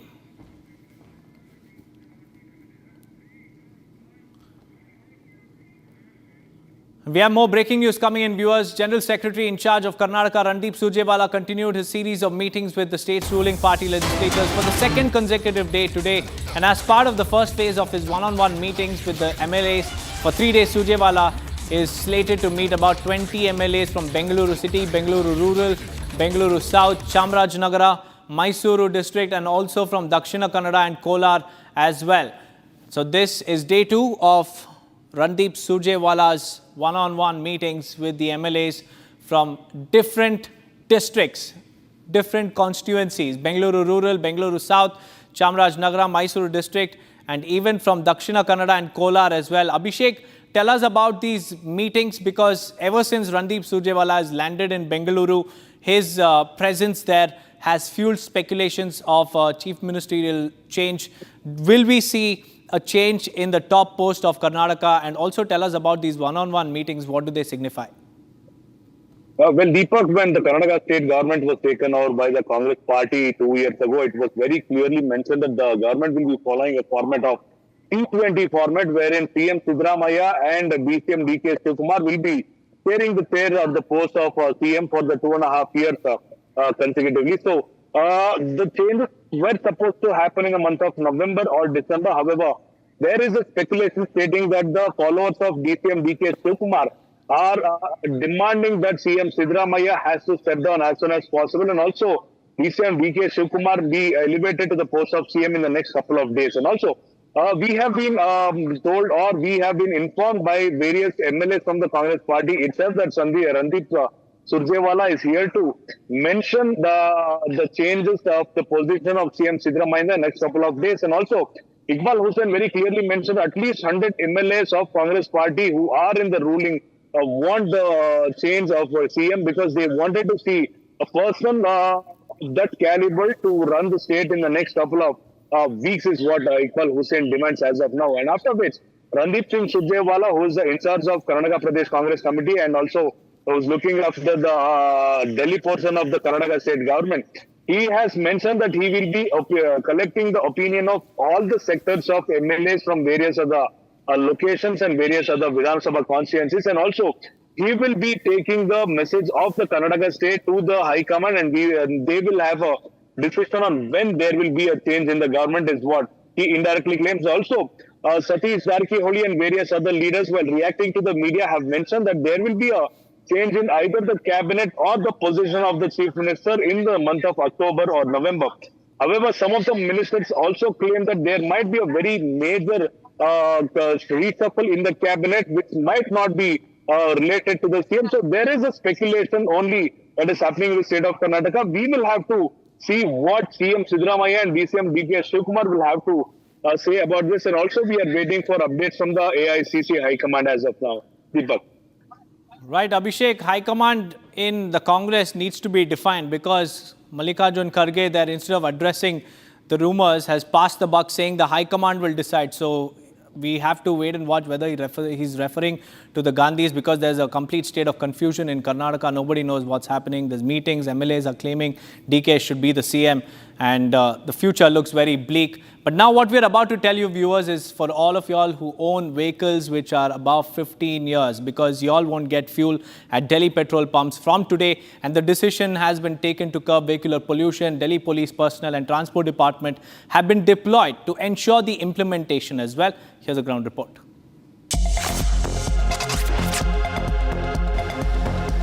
Viewers, starting from today, old vehicles, especially the ones above 10 years for diesel and 15 years for petrol, will not be fueled. There is a strict ban on fuels being put in place by the Delhi government. Behind me, you can see this pollution check counter where, as per the SOP, there has been a banner which has very clearly stated that from 1st of July 2025, fuel will not be dispensed to end-of-life vehicles, that is 15 years old petrol and 10 years old diesel vehicles, by order Delhi government.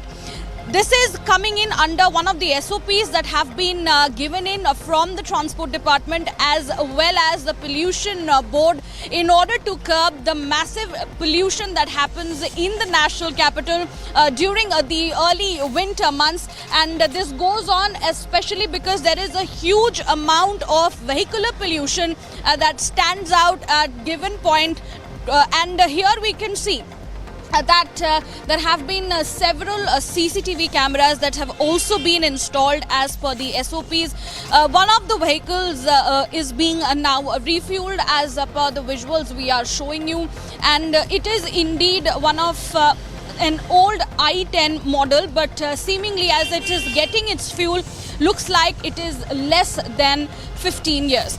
On the other hand, as per more SOPs, there have been the MCD volunteers who have been deployed. In fact, several police officials in the initial front of this particular petrol pump. I will show our viewers.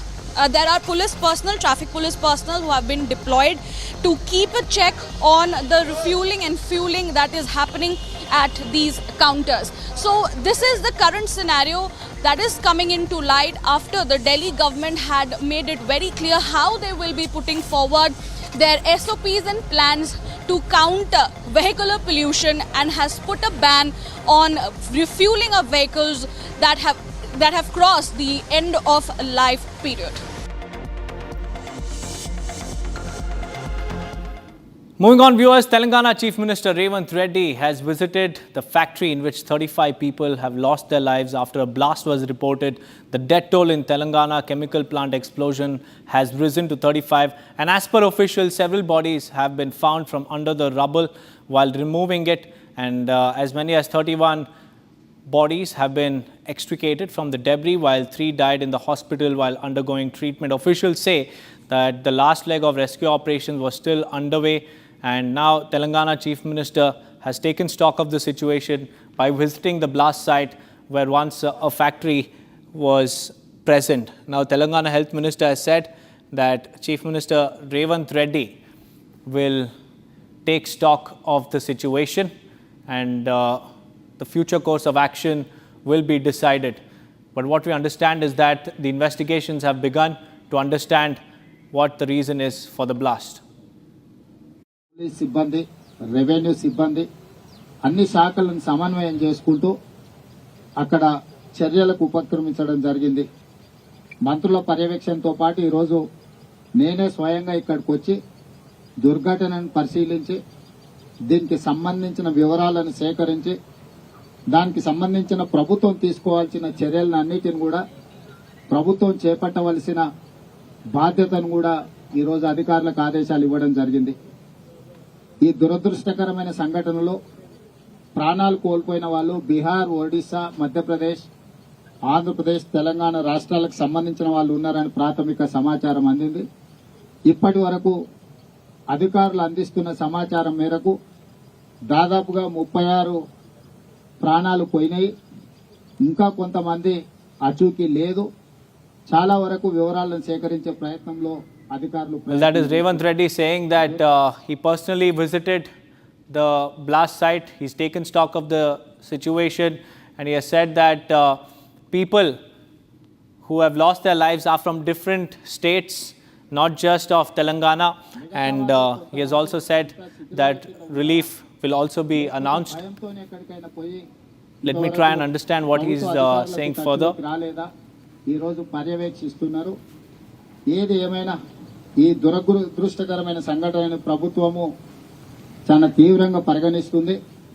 దీనికి సంబంధించి చనిపోయిన కుటుంబాలకు ₹1 కోటి నష్టపరిహారం ఇప్పించాలి. పరిశ్రమ వాళ్ళతో మాట్లాడి He has announced a relief package as well for the kin of the deceased, and he's also expressing his condolences to the bereaved families. మంత్రులు పరిశ్రమ యజమానులతో మాట్లాడి ప్రభుత్వం వైపు నుంచి సహకారం తీసుకొని వాళ్ళకి said that the government is extending all kind of help to the families. పాలైన వాళ్ళకి పని చేసుకోలేని పరిస్థితులు, ఒకవేళ వాళ్ళు బ్రతికి బాగా ఇంటికి వచ్చిన పని చేసుకోలేని పరిస్థితిలో ఉంటే వాళ్ళకు 10 లక్షల రూపాయలు ఇవ్వాలని, అదే విధంగా 10 lakh rupees compensation is being offered పరిస్థితిలో ఉండి to the families of the deceased.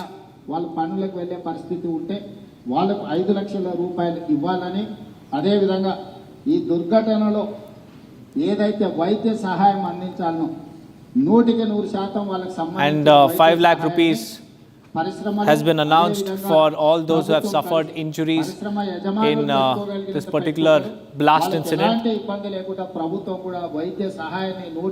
The government, the doctors, and every administrative person will support the families of the deceased. Labor and Employment Principal Secretary. The disaster management teams were also present at the site. They were also involved in the rescue and relief operations. దీనికి బాధ్యులైన అందరి మీద కూడా ప్రభుత్వం చర్యలు తీసుకుంటుంది. ఇందులో ఎవరిదైనా నిర్లక్ష్యం ఉన్నదా లేకపోతే దురదృష్టకర సంఘటన ఏ విధంగా? Well, viewers, it's time for us to get you the top stories from across the nation in Bharat in 1 minute.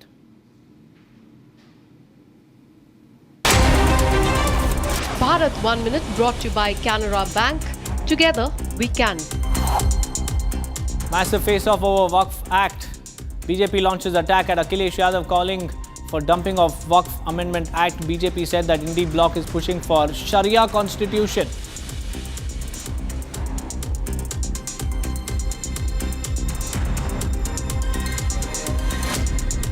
ये नमाजवादी बाबा साहब के संविधान का सम्मान भी नहीं करते हैं। इनको तो चाहिए केवल शरिया कानून। 4 people have lost their lives while 5 others have suffered injuries in a factory fire in Tamil Nadu, Sivakasi. Relief and rescue operations are underway. The BJP national leadership has appointed N. Ramachandra Rao as the president of Telangana State Unit, succeeding Union Minister G. Kishan Reddy.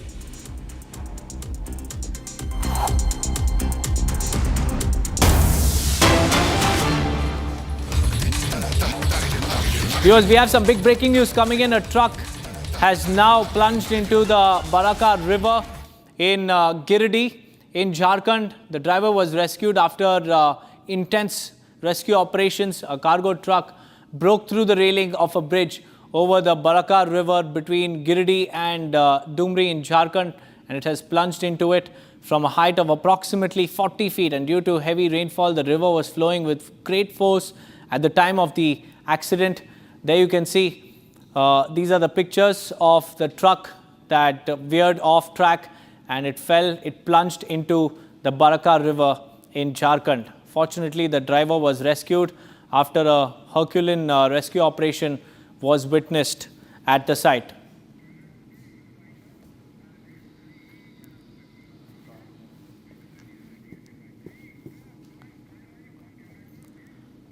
With that, viewers, it's time for a quick break. On the other side, we'll tell you more about External Affairs Minister Dr. S. Jaishankar calling out Pakistan at the UNSC. And along with that, we'll also tell you about 6 police personnel suspended after the alleged custodial death of Ajit Kumar in Tamil Nadu. Stay tuned for all the live and breaking news updates with Akanksha on the other side.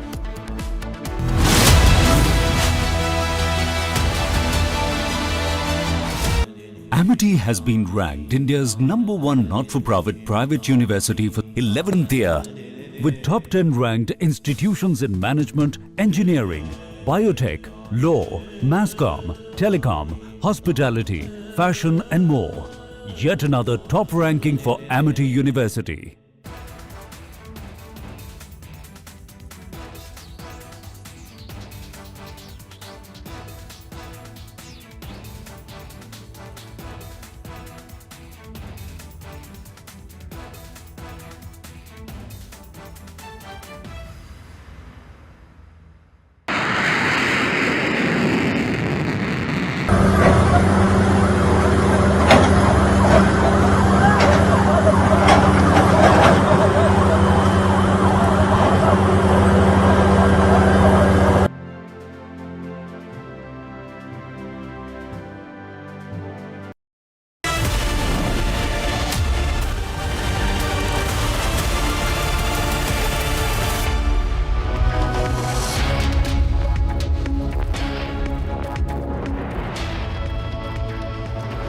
welcome you watching Republic TV with me, Akanksha Khajuria. Ahead of the Bihar elections, now we are seeing BJP versus RJD over the Waqf Act. We'll get you more on this, but first up, as always, the headlines.